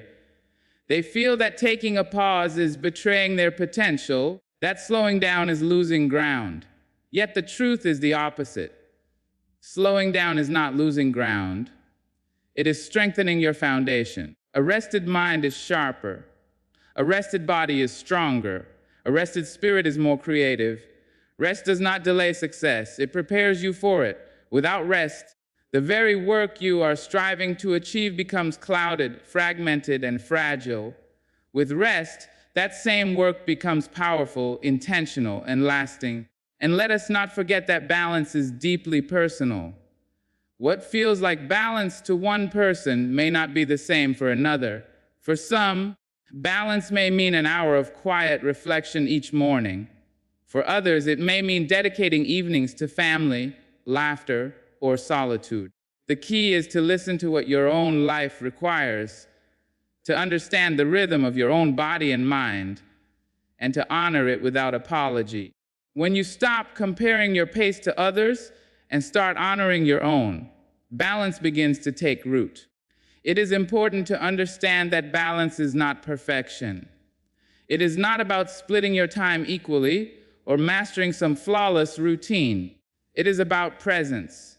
When you rest, you are fully at rest without the shadow of guilt chasing you. When you work, you are fully engaged without the weight of pressure stealing your joy. This is what makes life meaningful, not how many hours you fill, but how deeply you inhabit them. So when you find yourself caught in the cycle of burnout, remember that balance is not far away. It is waiting for you in the choice to close your eyes for a moment, to step outside and breathe fresh air, to let your laughter return without apology. It is waiting in the choice to slow down and then rise again with new strength. Rest without guilt, productivity without pressure. This is not weakness, it is wisdom. It is the path that turns exhaustion into energy, chaos into clarity, and burnout into balance. So much of life is spent chasing after accomplishments, collecting titles, climbing ladders, and meeting expectations that the world has set before us. We wake up each day believing our worth is tied to how much we do, how busy we appear, and how much we can show for our labor. Yet beneath that constant striving, the soul knows a different truth. Your worth is not measured by how much you do, but by how deeply you live. It is not the number of tasks you complete that will define your life, but the way you show up in the moments that truly matter. Burnout begins when we forget this truth. It creeps in when we convince ourselves that we are only valuable when we are producing, achieving, or proving something.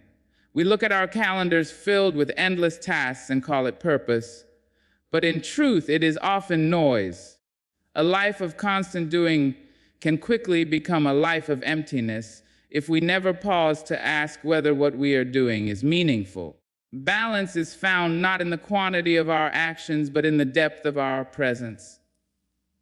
When you sit with a loved one and truly listen, when you allow yourself to savor the morning light, when you pour your heart into work that reflects your values, that is living deeply. Productivity can be useful, but it cannot replace meaning. You can spend an entire day checking off lists and still go to bed feeling hollow. But a single moment of genuine connection, a single act of kindness, a single breath of gratitude can remind you of your true purpose. The world may applaud business, but your soul longs for fullness. And fullness comes when you stop asking, how much did I do today? And start asking, how deeply did I live today? It is easy to be caught in comparison, to look at others who seem to be doing more, earning more, building more, and assume that they are living better. But balance teaches us that living better has little to do with doing more. Living better is about alignment. When your actions align with your values, when your time reflects what matters most, when your heart is present in your choices, you discover that depth brings a peace that no amount of business can provide. Think of it like a tree. A tree is not valuable because it has the most branches or the largest trunk. Its strength comes from its roots. Deep roots make it steady, unshaken by storms, grounded in every season. Your life is the same. If all you ever focus on is how many branches you can grow, how much you can do, you may look impressive for a time. But without roots, without depth, you cannot withstand the winds of burnout. When you grow deep in living, nurturing love, peace, and presence, you create a foundation that carries you through every storm. The beauty of living deeply is that it does not require grand gestures. It is not found in big achievements or constant recognition. It is found in ordinary moments, lived fully. It is in the smile you give a stranger, the gratitude you whisper before bed, the time you allow yourself to simply be without rushing. Living deeply means valuing quality over quantity, meaning over speed, presence over performance. And when you learn to live this way, balance becomes a natural rhythm. Burnout teaches us that endless doing will never fill the soul. Balance teaches us that depth of living always will. You were not placed here merely to chase deadlines and measure yourself by how much you can endure. You were placed here to live a life that breathes with meaning, a life that touches others with kindness, a life that reflects the beauty of being present. So remember this truth. Your worth is not in the endless list of things you accomplish. It is in the way you live, the love you share, and the depth with which you embrace this moment. And that is how you begin to move from burnout to balance. There is a quiet strength in the word no, yet so many of us are afraid to speak it. We worry that it will make us seem selfish, that it will close doors, that it will disappoint others. And so we keep saying yes even when our hearts are weary, even when our bodies are aching, even when our spirits are pleading for space. We stretch ourselves thinner and thinner, giving away more time, more energy, more peace, until there is almost nothing left. This is how burnout takes root, not always in one grand moment of collapse, but in the small daily choices of ignoring our own boundaries. What we forget is that boundaries are not barriers, they are bridges to peace and clarity. A boundary is not about shutting the world out. It is about inviting in what keeps you whole. It is about saying yes to yourself in the same way you have spent so much of your life saying yes to others. Boundaries are not acts of rejection, they are acts of protection. They protect your time so that you can breathe.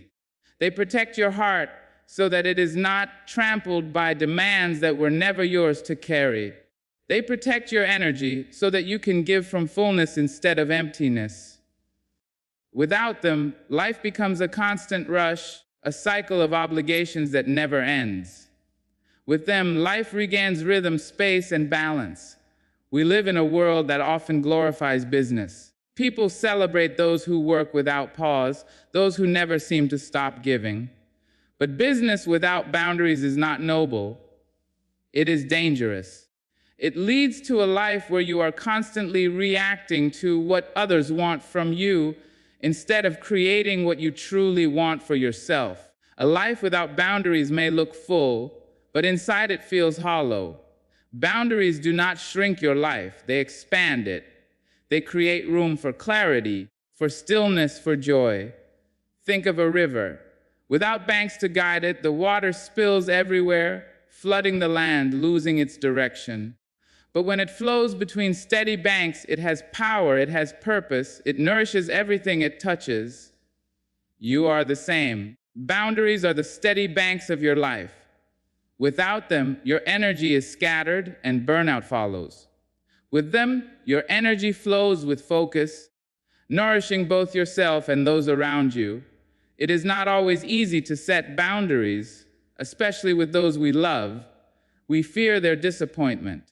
We fear they will think we no longer care. But a boundary is not a lack of love. It is an act of deeper love. When you honor your own limits, you can show up with a fuller heart. When you say no to what drains you, you create space to say yes to what truly matters. And in that yes, your love becomes more present, your attention more sincere, your spirit more alive. Clarity is born through boundaries. When you learn to pause and ask yourself, does this serve my well-being? Does this align with who I want to be? You begin to live intentionally rather than impulsively. You stop scattering your energy in every direction and begin choosing where it is best placed. This clarity is not selfish, it is wise. For it allows you to honor your own path while still being able to walk beside others. Balance requires courage. Courage to say no when the world demands a yes. Courage to rest when the world insists you keep moving. Courage to claim your peace, even when others do not understand. But when you dare to live with boundaries, you discover that peace and clarity are not luxuries. They are necessities. They are what keep you standing tall when life tries to pull you down. So let this truth guide you. Boundaries are not walls that divide you from others. They are bridges that connect you back to yourself. They are the promises you make to your own soul that you will not abandon it for the sake of pleasing everyone else. And when you learn to honor those promises, you step away from burnout and walk firmly toward balance. Life is not transformed in one grand moment of change. It is shaped in the quiet rhythm of the choices we make each day. Burnout often feels like it arrives all at once, like a heavy storm that suddenly crashes into us. But in truth, it builds slowly, choice by choice, hour by hour, as we neglect ourselves, as we ignore our limits, as we forget to pause.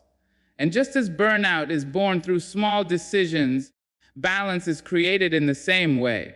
Small daily choices create the rhythm that transforms chaos into harmony.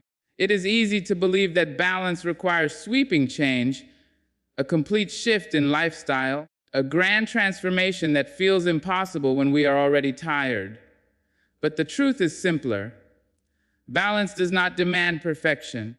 It does not ask us to abandon everything we are doing. It asks us to honor the small, intentional acts that bring peace back into our days. Choosing to breathe deeply before starting the morning rush. Choosing to step outside for even 5 minutes of fresh air. Choosing to close your eyes for a moment instead of scrolling endlessly. These choices may seem small, but they are not insignificant. They are the threads that weave a new pattern for living. When you neglect these small choices, chaos begins to take root. You find yourself rushing without reason, filling your days with tasks that do not feed your soul, measuring success by how busy you feel rather than how alive you are. But when you begin to honor the little things, clarity returns. Drinking water when your body asks, sleeping when your eyes are heavy, saying thank you when your heart feels grateful. Every act is a reminder that life is not only about moving fast, it is about moving well. The rhythm of harmony is created one step at a time. Think about music. A song is not made of one long note. It is built on the rise and fall, the pauses and flows, the gentle beats that together form melody.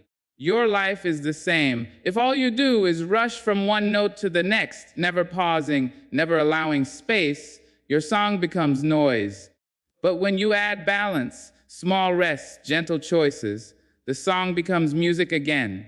These daily decisions are your rhythm. They are the difference between chaos and harmony. Many people wait for balance to come from external change. They wait for the perfect job, the perfect schedule, the perfect circumstances. But balance is not something the world will hand you. It is something you create with your own hands, with your own heart, with your own decisions. You do not need the world to slow down for you to find peace.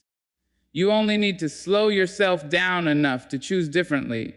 The smallest shift in perspective can create the greatest shift in energy. The beauty of small daily choices is that they build momentum. Rest once and you remember how powerful it feels. Pause once and you realize the world did not fall apart when you stopped. Say no once and you feel the relief of honoring yourself. These choices build on one another, reminding you that balance is not a destination far away, but a journey you are already walking. Each step, however small, matters. Each decision carries weight. Each act of self-care is a seed planted for harmony. Burnout thrives in neglect. It grows in the moments we tell ourselves that we do not have time to rest, that we must keep going, that we cannot afford to pause. Balance thrives in attention. It grows when we begin to see that every small choice is sacred, that every gentle act is a way of saying yes to life instead of yes to chaos. You do not need to overturn everything to find balance. You only need to honor the power of today's choice. So let this be your reminder: balance is not found in grand gestures, but in daily rhythms. It is not about escaping your life, but shaping it moment by moment, choice by choice. Every time you choose peace over pressure, presence over distraction, care over neglect, you are creating harmony within yourself. And that is how you begin to move from burnout to balance. Strength is often misunderstood. Many believe it is about how much weight you can carry, how many sleepless nights you can endure, how long you can push yourself past your breaking point. We are told that to be strong is to keep going no matter what, to never stop, to never rest, to never admit that we are tired. But true strength does not live in burnout. True strength lives in balance. It is not in burning yourself out, but in sustaining your fire with care. When you burn out, it is like setting yourself aflame to light the path for others, only to find that nothing is left of you but ashes. That is not strength, that is sacrifice without wisdom. Strength is not about destroying yourself to prove your worth. Strength is about protecting your flame so that it continues to shine, not just for a moment, but for a lifetime. Balance is the vessel that carries that flame safely, shielding it from the winds of exhaustion and the storms of overwork. Think about a candle. If the wax is not cared for, if the wick is not trimmed, if the flame is left to burn without attention, it will sputter out long before its time. But with care, with patience, with balance, that same candle can burn steadily, giving light and warmth for far longer. Your spirit is no different. To care for it, to tend to it, to honor its needs. That is the truest form of strength. The world often praises those who push themselves to the edge. Applause comes for the late nights, the endless hours, the sacrifice of rest. But what happens when the applause fades? What happens when health declines? When joy disappears, when relationships suffer? Burnout leaves nothing behind but emptiness. Balance, on the other hand, sustains not just your body, but your mind, your heart, your spirit. It allows you to keep giving without losing yourself in the process. That is what makes strength enduring. Sustaining your fire does not mean you lack ambition. It does not mean you are lazy or unwilling to push yourself. It means you understand that energy is not endless, and that if you want to keep pursuing your purpose, you must honor your limits. It means knowing when to pause, when to step back, when to breathe, so that you can rise again with clarity and power. Balance is not the enemy of strength. It is its guardian. Without balance, strength collapses. With balance, strength endures. And let us remember that strength is not only physical, it is mental, emotional, and spiritual. To sustain that strength, you must care for all parts of yourself. Feed your body with rest and nourishment. Feed your mind with calm and reflection. Feed your heart with love and connection. Feed your soul with silence and presence. Each act of care is not weakness. Each act of care is a declaration that you choose to keep your flame alive. When you live with balance, your strength becomes different. It is not frantic, not forced, not desperate. It is steady. It is quiet. It is powerful because it is rooted. You do not collapse when the winds blow because your strength is not built on overwork but on wholeness. You become like a tree, not impressive only for its branches but unshakable because of its deep roots. So let us redefine what it means to be strong. It is not to burn out in the name of success. It is not to run until you collapse. It is not to silence your needs for the sake of appearance. True strength is to honor yourself, to care for yourself, to protect the fire within so that it never goes out. That strength is not fleeting. It lasts.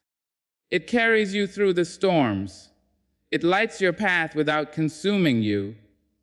And that is how you begin to move from burnout to balance. Burnout has a way of making us feel like escape is the only answer. We dream of running away from responsibilities, leaving behind the weight of demands, stepping out of the noise altogether. But the truth is that moving from burnout to balance is not about escape at all. It is not about abandoning your life or walking away from everything you have built. It is about the art of returning home to yourself. It is about remembering who you are beneath the exhaustion, beneath the pressure, beneath the endless doing. Balance is not found in a place far away. Balance is found in coming back to the core of your being. When you are burnt out, you become a stranger to yourself. You forget the sound of your own laughter, the joy of your own passions, the gentleness of your own spirit. You live in constant reaction to the world, giving and giving without pausing to receive. But balance calls you inward. It invites you to return home, to listen again to the quiet voice that has always been there, reminding you that you are more than your to-do list, more than your accomplishments, more than your struggles. Home is not a location outside of you. Home is the space within you where peace and clarity live. Returning to yourself does not mean neglecting your responsibilities. It means learning to meet them from a place of fullness instead of emptiness. When you are connected to yourself, you can give without losing, you can serve without breaking, you can love without forgetting your own worth. This is the difference between burnout and balance. Burnout drains you because you are giving from a place that is already empty. Balance sustains you because you are rooted in yourself, and from that rootedness flows energy, strength, and purpose. We often think balance requires us to do more self-care, more practices, more routines. But sometimes balance is simply about less rushing, less noise, less pretending, less comparing, less saying yes to things that do not nourish your soul. Balance is not about adding layers. It is about peeling them back until what is left is the simple truth of who you are. And when you return to that truth, you realize you were never meant to live as a machine of endless output. You were meant to live as a human being, breathing, loving, growing, resting. This homecoming to yourself requires courage because the world will keep pulling you outward. The world will tell you that success is only found in how much you do, how fast you go, how hard you push. But you must dare to walk a different path. You must dare to say that your life is measured not by speed, but by depth, not by noise, but by meaning. Returning home to yourself means reclaiming your time, your choices, your voice. It means learning to live aligned with what matters most to you instead of being swept away by what others expect. And there is beauty in this return. When you come home to yourself, you find joy in the small moments again. The sunrise feels brighter. A quiet cup of tea feels sacred. The laughter of a loved one feels like music. You realize that balance was never about creating a perfect life. It was about creating a present one. A life where you are not just surviving, but truly living. A life where peace and purpose are not rare moments, but the rhythm of your days. From burnout to balance is not escape, it is a journey inward. It is choosing to stop running from yourself and instead to walk toward yourself with gentleness. It is remembering that no matter how far exhaustion has taken you, you can always return home. And when you do, you discover that balance was never beyond your reach. It was within you all along. So as we stand at this point together, let us remember that burnout is not the end of the story. It is a sign, a turning point, an invitation to choose differently. Balance is not perfection, and it is not a luxury. It is a way of honoring the life within you, of protecting the fire that makes you shine, of returning home to the truest version of yourself. Every pause, every boundary, every act of care is not weakness, but wisdom. You are not defined by exhaustion. You are defined by how deeply you choose to live, how gently you choose to treat yourself, and how boldly you choose to walk toward balance. May you carry this truth into your days ahead. May you have the courage to slow down when the world urges you to rush, the wisdom to rest without guilt, and the strength to sustain your fire with care. May balance guide your steps, not just in moments of exhaustion, but in every moment you choose life over chaos, peace over pressure, and presence over distraction. I wish you good luck on this journey, not the kind of luck that comes and goes, but the kind that grows from within, born of clarity and self-love. Thank you for giving your time, your heart, and your attention to this message. May you walk forward lighter, stronger, and in balance.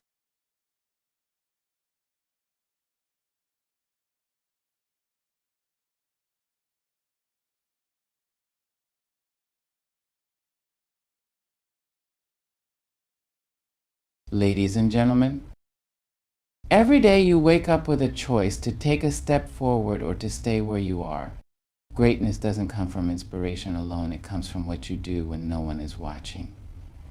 The small daily decisions you make shape the person you become. It's easy to start something. The real challenge is showing up again and again, even when the excitement fades, even when no one is cheering you on. You can't wait for motivation. Motivation is fleeting. Discipline, that's what carries you through when the thrill is gone. There will be days when you don't feel like it, when doubt creeps in, when the results seem too far away. But remember this, the people you admire, the ones who have built something meaningful, didn't rely on feelings. They relied on habits. They showed up when they were tired, when they were uninspired, when they were frustrated. And because they showed up, they won. Adversity is not a sign to stop, it's a test of how badly you want it. The question isn't whether you will face challenges. The question is whether you will push through them. Because consistency, more than talent or luck, determines success. And here's a truth many overlook. The most important promises are the ones you make to yourself. If you say you'll do something, do it. Not for applause, not for validation, but because honoring your word builds the kind of person who cannot be broken. Success leaves clues. It is built on discipline, resilience, and relentless effort. If you want a great life, a strong mind, a powerful legacy, you must do the work daily without excuse. Force yourself to be consistent, not because it's easy, but because the future you deserve depends on it. Our lives are shaped by the habits we form, whether we realize it or not. Everything from the way we wake up in the morning to how we spend our time at night is a result of habits we've cultivated over time. The truth is, we are what we repeatedly do. Success isn't a one-time event or an overnight miracle. It's the culmination of the actions you take every day.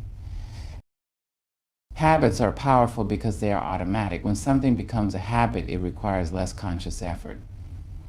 This makes it easier to do the things you know you need to do, even when you don't feel like it.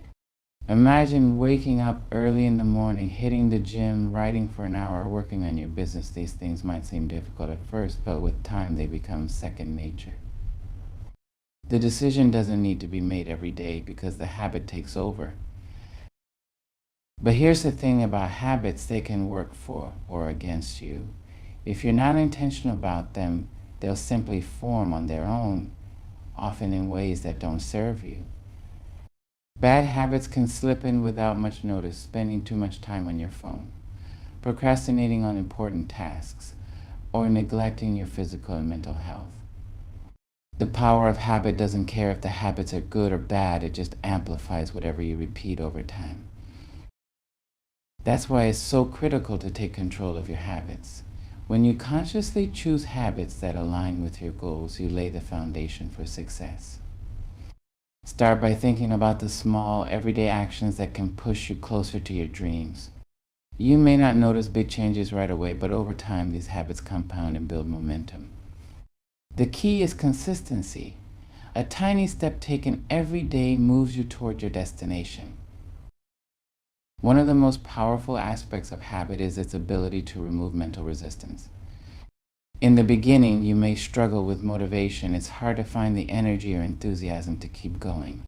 But once you push through that initial discomfort and turn an action into a habit, it doesn't require the same level of energy to perform. You don't have to force yourself to think about it. It becomes almost effortless, freeing up your energy for other important areas of your life. The power of habit is what allows people to achieve extraordinary results over time.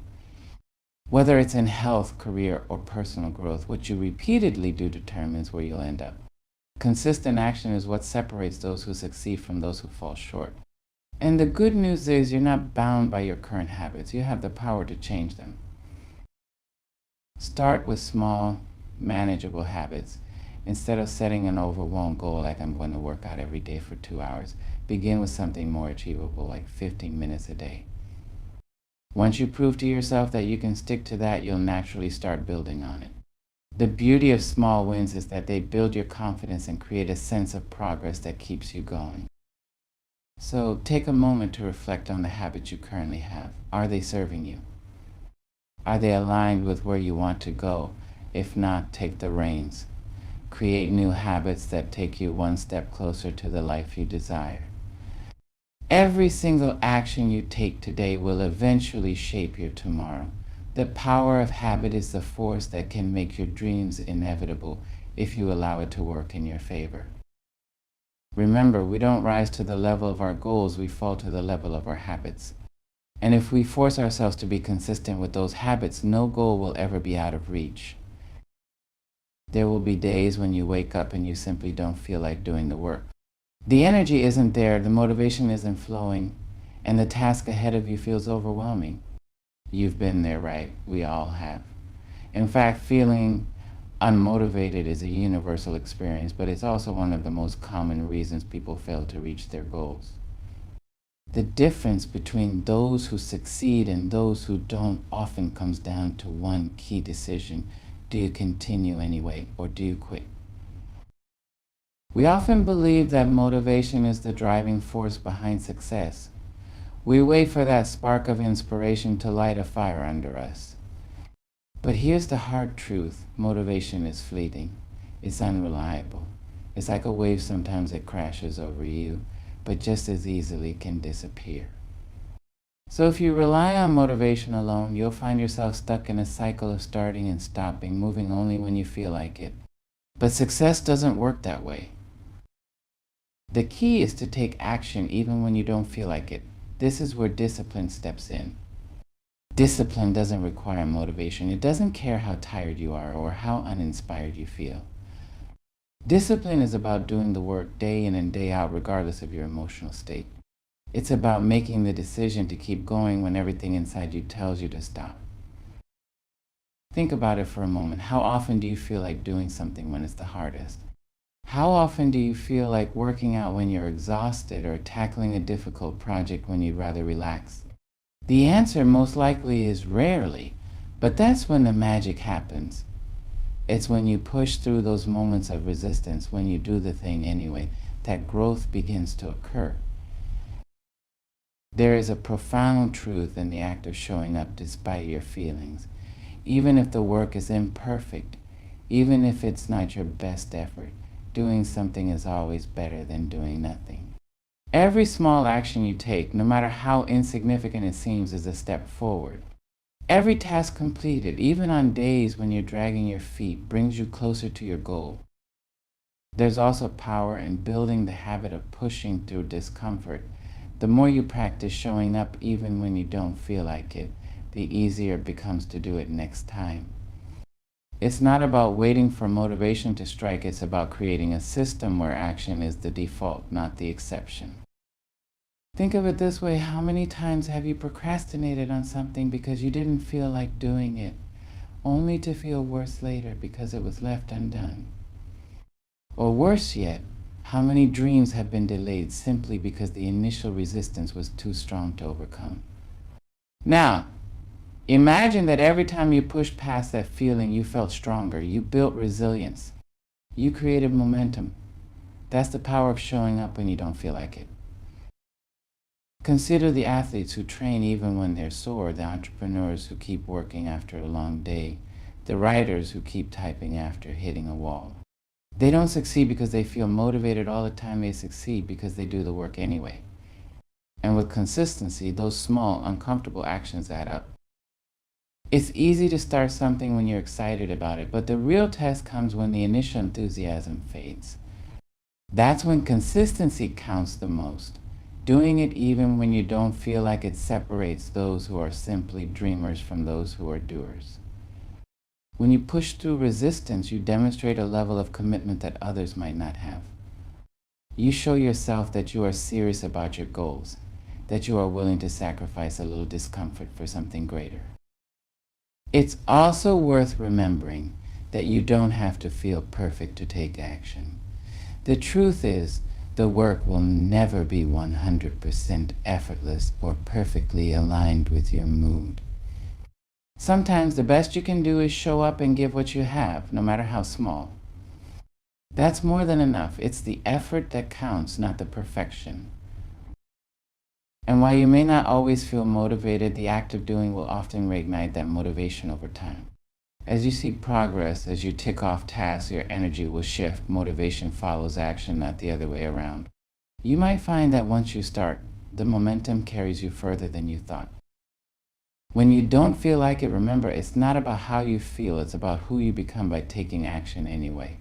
You're building a stronger version of yourself, one decision at a time. Each time you push past the urge to quit, you're forging a character that can weather any storm, handle any setback, and achieve any goal. So next time you don't feel like it, recognize that the power is in the choice to act anyway. Every day you make the decision to keep going. Even when you don't feel like it, you're growing. You're setting yourself up for success. And eventually you'll look back and realize that those days when you kept going, despite how you felt, were the very days that made all the difference. We all want the easy road, the smooth path where obstacles seem few and far between. But life doesn't work like that. In fact, if you're serious about achieving anything meaningful, you can expect adversity to show up, often in ways you didn't anticipate. It's not a matter of if you'll face difficulty, it's a matter of when. The question isn't whether adversity will come, it's how you will respond when it does. Adversity is often viewed as something to avoid, something to fear, or something that signals failure. But here's the truth, adversity is not the enemy. It is a necessary part of growth. Challenges, setbacks, and obstacles are simply the process of life testing your resolve.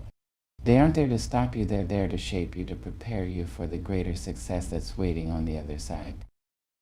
Every single person who has ever achieved something great has encountered adversity along the way. And they didn't get to where they are because they avoided it. They got there because they embraced it, learned from it, and moved forward despite it. You don't grow when things are easy.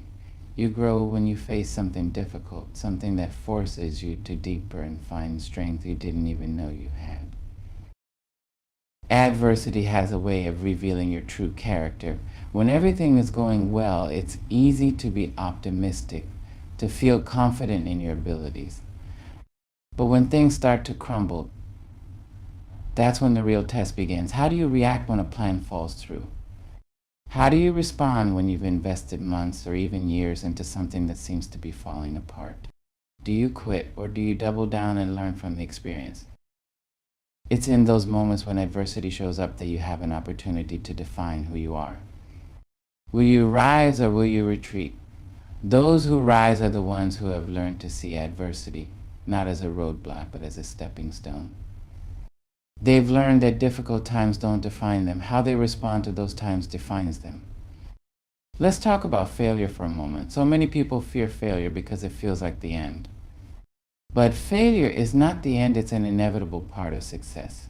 Failure teaches you lessons that you wouldn't learn otherwise. Each failure brings you closer to understanding what works and what doesn't. It's not about avoiding failure. It's about learning how to handle it, how to rise from it, and how to adjust your course based on what you've learned. The most successful people in the world have failed time and time again, but they didn't let those failures stop them. Instead, they allowed adversity to teach them how to be better, smarter, and more resilient. Think about a seed that's planted in the ground. It must push through the earth, break through the soil, and face the harshness of the weather in order to grow into a strong tree. It's the struggle that builds strength. If you were to dig up that seed and try to plant it somewhere where it didn't have to face adversity, it wouldn't develop its roots. It wouldn't grow to its full potential.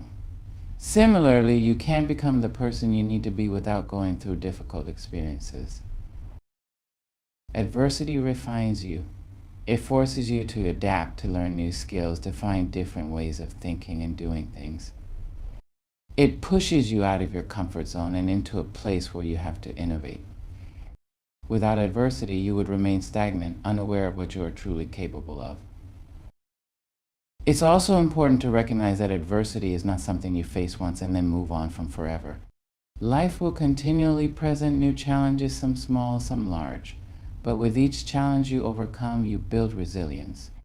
You build a kind of mental and emotional muscle that allows you to handle even more. The next obstacle doesn't seem as daunting because you've faced similar struggles before and come out on top. The more you face adversity head-on, the more capable you become at dealing with it. Adversity can also teach you the value of patience and perseverance. There are times when it seems like the breakthrough you've been working toward is just out of reach, but those who are patient, those who continue moving forward despite the lack of immediate results, are the ones who eventually succeed. Success isn't about quick wins, it's about endurance. It's about showing up every day even when the results aren't visible, and trusting that the effort will eventually pay off. Let's also acknowledge something crucial. Adversity often brings a change in perspective. It forces you to reevaluate what's truly important, to clarify your values, and to shed what's not necessary. When you face hardship, your priorities shift. You become more focused on what truly matters. The small things that once seemed important no longer hold the same weight. You become clearer, more determined, and more aligned with your true purpose. And don't forget that adversity connects us all. Every person you meet has faced some form of struggle, some form of hardship. We all experience challenges, and it's through adversity that we can relate to one another on a deeper level. It's through sharing our stories of overcoming obstacles that we find common ground, that we learn from one another, and that we support each other. You're not alone in your struggles. In fact, many of the most meaningful relationships and networks you'll build will be formed through shared experiences of overcoming adversity. So, when adversity shows up, don't be afraid. Don't resist. Understand that it is a natural and necessary part of your journey. Embrace it as part of your growth process. See every setback, every failure, and every challenge as an opportunity to become stronger, smarter, and more capable. Understand that the adversity you face today is preparing you for the success of tomorrow. Adversity is not a sign that you should quit. It's the universe telling you that you are on the right path. Stay the course, trust the process, and know that every struggle you face is simply preparing you for the success you're destined to achieve. In life, we often hear about the importance of keeping our word to others. We are taught from a young age that trust, loyalty, and integrity in our relationships are essential, and that keeping promises is a sign of honor. But there is one relationship that often goes overlooked, the relationship we have with ourselves. How often do we think about the promises we make to ourselves, the commitments we make to our own dreams, health, or growth? The truth is, your word to yourself is just as important, if not more so, than the promises you make to others. In fact, the foundation of your success, happiness, and well-being is built upon the trust and commitment you have with yourself. When you say you're going to do something, whether it's working on a goal, sticking to a routine, or simply taking care of yourself, your ability to follow through is a reflection of how much you value yourself and your word. When you break a promise to yourself, it can have a subtle but profound impact on your self-esteem and self-worth. Each time you let yourself down, it chips away at your confidence. Over time, if you repeatedly fail to follow through, You may start to believe that you're incapable of achieving your goals, that you're not worthy of success, or that your dreams don't matter. This creates a cycle of self-doubt and frustration that can undermine your potential. But here's the key: keeping your word to yourself builds trust. Trust is the cornerstone of any strong relationship, including the one you have with yourself. When you consistently follow through on your commitments, you reinforce the belief that you can be relied upon. You create a sense of integrity within yourself, which allows you to take on bigger challenges with confidence, knowing that you have the strength to see things through. Think of your word to yourself as a contract.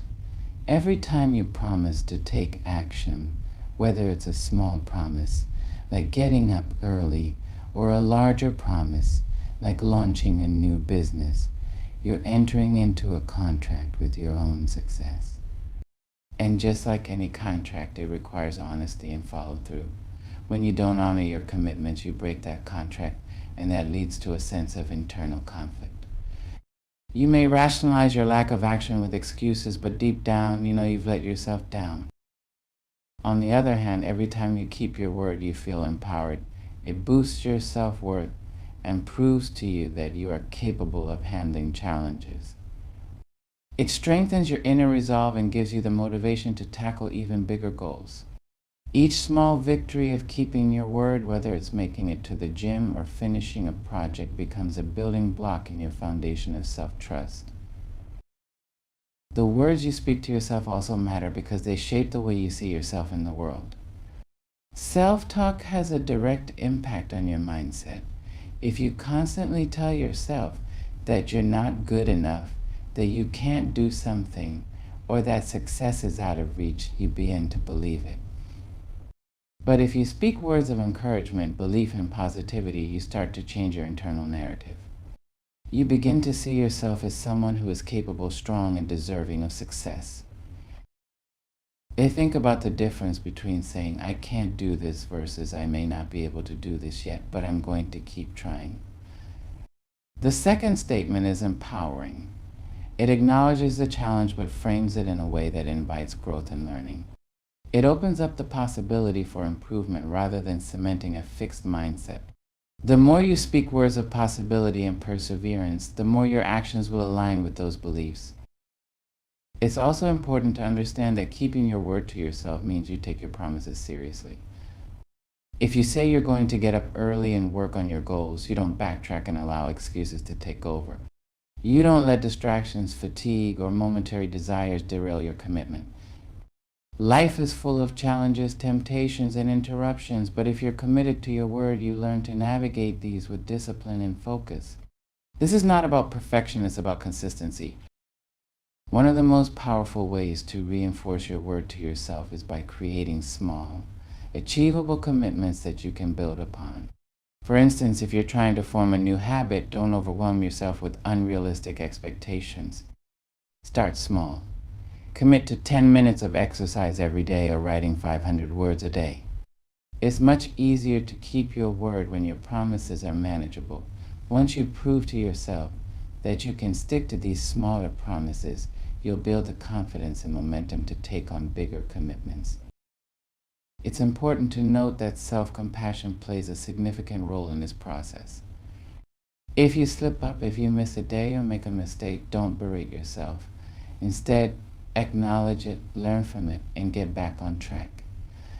Keeping your word to yourself doesn't mean being perfect, it means being persistent. The key is not to let one mistake derail your entire journey. Instead, forgive yourself, adjust your approach, and keep moving forward with the same commitment to your goals. As you begin to honor your word to yourself, you will notice something incredible happen. Your self-esteem will rise. When you prove to yourself that you can be trusted to follow through on your promises, you start to believe in your own power.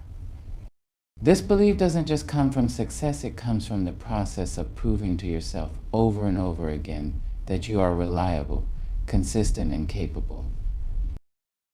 In fact, your word to yourself has the power to shape your future. When you consistently keep your commitments, you create a track record of success. You begin to develop an internal belief system that says, I am someone who can achieve what I set out to do. This becomes a self-fulfilling prophecy. Your confidence grows, your actions become more purposeful, and you build a life based on the integrity you've cultivated within yourself. In the end, your word to yourself is the foundation upon which everything else is built. If you honor your commitments, you create a life of integrity, self-trust, and personal power. And as you continue to keep your word, you will discover that you are more than capable of creating the life you've always dreamed of. So, next time you make a promise to yourself, treat it with the same seriousness as you would a promise to someone else, because in the end, you are the most important person to keep a promise to. Your word to yourself matters because it shapes who you become. And when you learn to honor it, you unlock a limitless potential within yourself that will guide you towards success, happiness, and fulfillment. In the world of personal growth and achievement, there is a profound and often overlooked truth: success leaves clues. This idea is rooted in the fact that success is rarely achieved by accident. Behind every accomplishment, whether it's in business, relationships, or personal development, there are certain patterns, behaviors, and principles that lead to that success. The people who have succeeded in any area of life have not done so in isolation or without a roadmap. They've followed clues, specific actions, strategies, and mindsets that others can replicate to reach similar heights. The key to understanding this concept is to recognize that success is not a mysterious or random occurrence. It doesn't happen by luck or chance, even though it may sometimes appear that way. Instead, successful individuals tend to follow certain consistent habits, principles, and strategies that enable them to rise above their circumstances and achieve their goals. The clues they leave behind are not hidden or reserved for an elite few. They're available to anyone who is willing to look for them and follow them.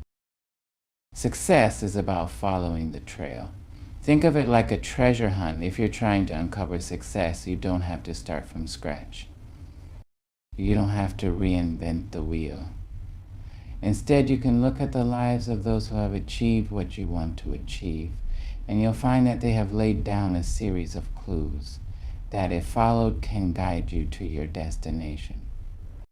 This concept applies across all areas of life. Whether you want to become a successful entrepreneur, an athlete, an artist, or a leader, you don't have to figure it out on your own. You can learn from those who have already walked the path. Success leaves clues in the form of their habits, choices, and attitudes. By analyzing what they've done, you can identify the key actions and strategies that have propelled them to where they are. The first thing to understand is that the clues left behind by successful individuals are not always overt or immediately obvious. Sometimes these clues are hidden within their routines, their choices, or even the way they handle adversity. Success isn't always about grand gestures or huge leaps forward. It's often about the small, consistent actions that compound over time. For instance, many successful people attribute their success to a strong morning routine. They wake up early, engage in exercise, practice meditation or mindfulness, read, and plan their day in a focused and intentional manner. It's not always the most exciting part of their journey, but it's these small, daily practices that set the foundation for everything else. If you take a close look at their daily habits, you can see a consistent thread of self-discipline, structure, and focus. These clues are present in the details of their everyday lives. Another clue is the way successful people view failure. Rather than seeing failure as something to avoid or fear, they see it as a necessary step toward growth. They embrace setbacks as learning opportunities, using each one to refine their approach and get closer to their goals. This mindset is a crucial clue for anyone seeking success, understanding that failure is not an endpoint, but a part of the process. How many times have you seen someone give up after one failure while others push through and eventually succeed? The difference is often in how they perceive and handle setbacks. This principle applies to everything from building a business to developing a skill. It's easy to get discouraged when you don't immediate results. But successful people know that consistency is key. They keep showing up even when it's difficult, even when they don't feel like it, and they trust the process. In fact, success often involves doing the same things over and over again until you become so good that success becomes inevitable. For example, athletes don't get to the top of their game by practicing their sport for a few hours once in a while. They train consistently day after day, pushing their limits and refining their skills. It's this relentless consistency that creates mastery and drives them towards success. If you can identify what successful people consistently do and replicate those actions, you'll be on the fast track to success. Another powerful clue to success is the role of mentors and role models. No one achieves greatness in isolation. Successful individuals are often the result of being mentored, guided, or inspired by others who have walked the path before them. They seek out advice, feedback, and insights from those who have already achieved what they are striving for. A mentor provides wisdom, guidance, and shortcuts to success. They help you navigate challenges, avoid pitfalls, and accelerate your growth. Successful people understand the importance of mentorship, and they actively seek it out. They don't try to figure everything out on their own. Instead, they learn from others, taking the best practices and strategies from those who have already succeeded. Look at the lives of successful people and you'll find that many of them are students of mentorship. They seek out those who have already achieved what they want to achieve and learn from them. They take advantage of the knowledge and experience of others to shorten their own path to success. Another essential clue left behind by those who succeed is the sense of purpose and vision that drives them. Successful individuals are deeply connected to a higher sense of meaning in their work. They understand their why, the reason behind their goals, and they use this purpose to fuel their actions. This purpose keeps them motivated through difficult times and reminds them why they are working so hard. Without a clear sense of purpose, it's easy to get lost or distracted. But when you have a compelling vision for your life or business, you can stay focused and determined, even when the road gets tough. The successful people you admire all share this trait. They have a clear sense of why they do what they do, and that why propels them forward, no matter the obstacles. At the end of the day, success is not just about knowledge, it's about action. The clues left behind by successful people are not just in their words or ideas, but in the actions they take. They understand that information alone is not enough. It's how you apply that information that determines your success. So if you want to unlock success in your own life, start by identifying the clues. Study the habits, the mindsets, and the actions of those who have succeeded in the areas you want to excel in. Look for patterns, learn from their mistakes, and apply their strategies in your own journey. Success is not a secret, it's a series of clues that anyone can follow. The trail has already been blazed for you. Now it's up to you to walk the path. In every challenge, in every setback, in every victory, success leaves clues. Your job is to pay attention, learn from them, and take consistent action to create your own success story. We often hear the phrase, "What kind of legacy do you want to leave behind?" It's a question that resonates with the desire to make a lasting impact on the world. Whether it's the legacy of a parent, a leader, or a creator, the idea of leaving something meaningful behind is a powerful motivation for many. But here's a truth that is often overlooked. Your legacy is not something that happens overnight. It is built piece by piece every single day. Legacy is not just about monumental moments or grand gestures. It's not about waiting for a specific event to define your life's impact. Instead, legacy is something you create with each thought, each decision, and each action you take. It's the culmination of small, seemingly insignificant choices that add up over time to form the legacy you leave for others and for yourself. The way you treat people, the way you show up in your work, The way you face challenges, all of these moments contribute to the story you will leave behind. The truth is, legacy is not just for the famous, the powerful, or the wealthy. Every one of us is leaving a legacy, whether we're aware of it or not. It's not just about the end of life, but how we live every single day. How do you want to be remembered? The answer to that question is shaped by the choices you make in your everyday life. Your actions today will be the foundation for the reputation and impact you have in the future. One of the most powerful aspects of building a legacy is the consistent effort you put into your values and goals over time. It's easy to think of legacy as something that happens later in life when you've arrived or accomplished something great. But the reality is, legacy is formed through the accumulation of small, everyday actions that reflect who you are and what you stand for.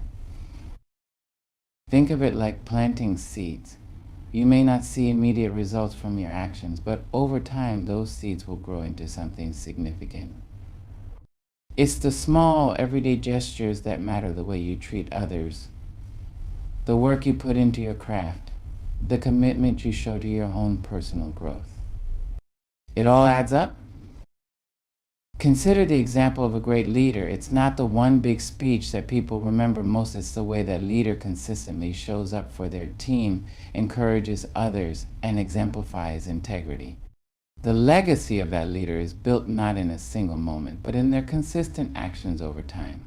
The way they interact with people, the way they lead with empathy and conviction, and the way they prioritize the needs of others. These day in, day out choices create a legacy that endures long after they are gone. For you, this means that legacy is about what you do every day to live in alignment with your values. Whether it's taking care of your health, spending quality time with loved ones, or showing up fully in your work, it's these consistent actions that will define your legacy. Each day is an opportunity to lay another brick in the foundation of what you want your life to represent. Building a lasting legacy requires living with intention and purpose. You can't simply go through the motions of life and expect a meaningful legacy to appear at the end. Legacy is about knowing what you stand for and making decisions that reflect your values. Every choice you make is an opportunity to strengthen or weaken your legacy. When you live with purpose, you are intentional in your actions. You don't leave things to chance. Instead, you consciously choose the path that aligns with your values and goals.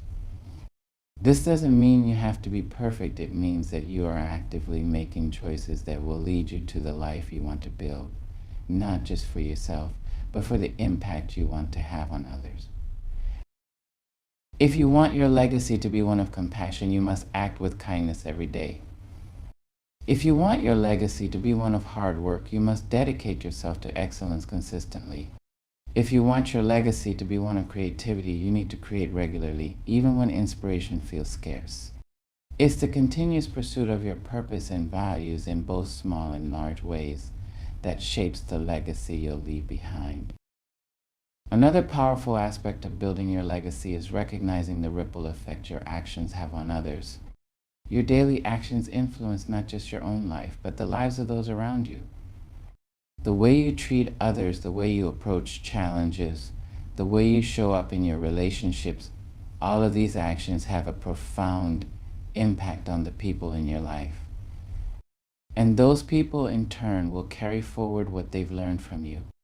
It's often said that no one is an island, and this is especially true when it comes to legacy.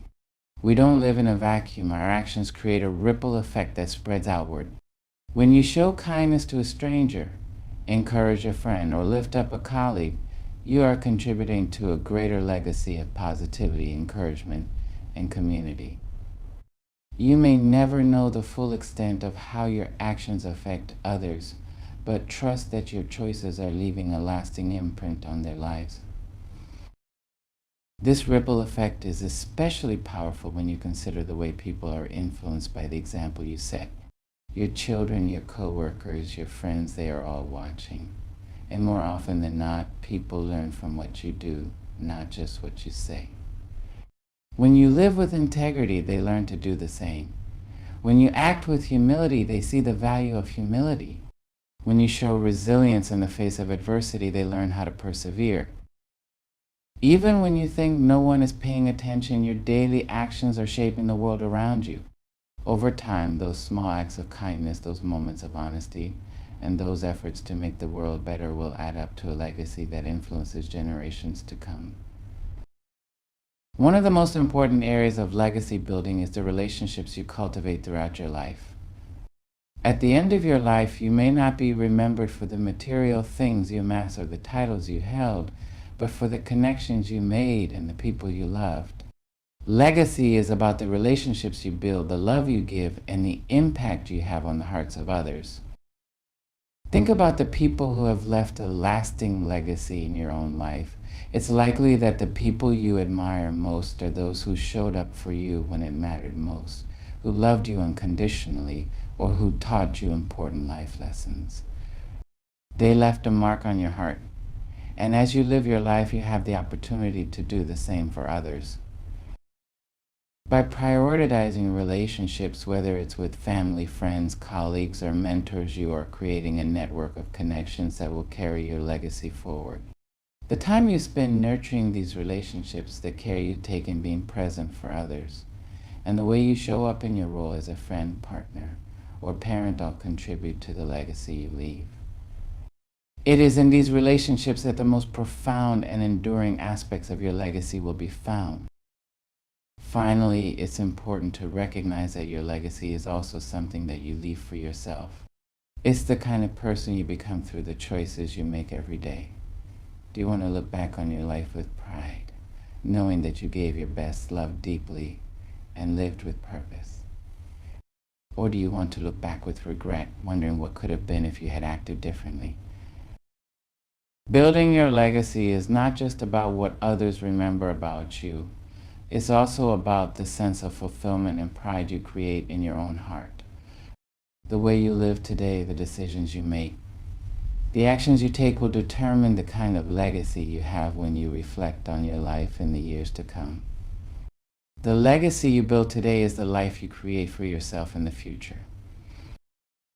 Your legacy is built on the choices you make right now, today. It's not a distant future event that you wait for. It's something you create every day with your words, actions, and intention. Every decision you make is a brushstroke on the canvas of your legacy.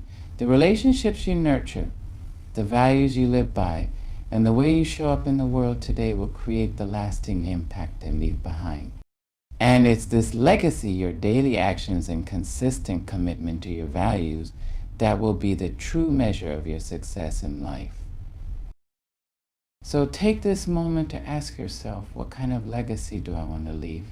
And how can I begin building it, one small action at a time today? As we reach the end of this journey, one fundamental truth stands clear. Your legacy is not a distant event to be left for the future. It is a daily, ongoing process that begins right now. Every action you take, every choice you make, every moment you live is a thread that contributes to the larger tapestry of your life's impact. Your legacy is being written not in grand, singular moments, but in the small, consistent actions that you commit to every day. Building a meaningful legacy is a conscious, deliberate effort that requires you to show up fully, live with intention, and make choices that align with your values. It's about doing the work, even when it's hard, staying consistent, even when you don't see immediate results, and embracing the journey, knowing that each step brings you closer to the legacy you wish to leave behind. Understand this, you are always building your legacy whether you're aware of it or not. The kind of legacy you create is entirely up to you.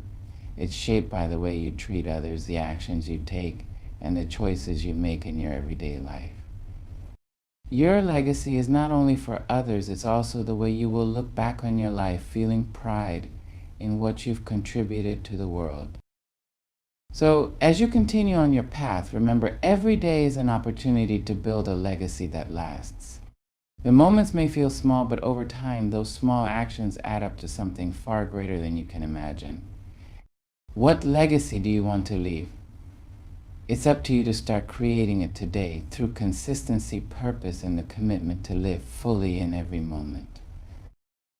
The legacy you leave behind is not something that happens at the end of your life. It is the sum of every choice you make, starting now. What will your legacy be? The answer lies in what you choose to do today.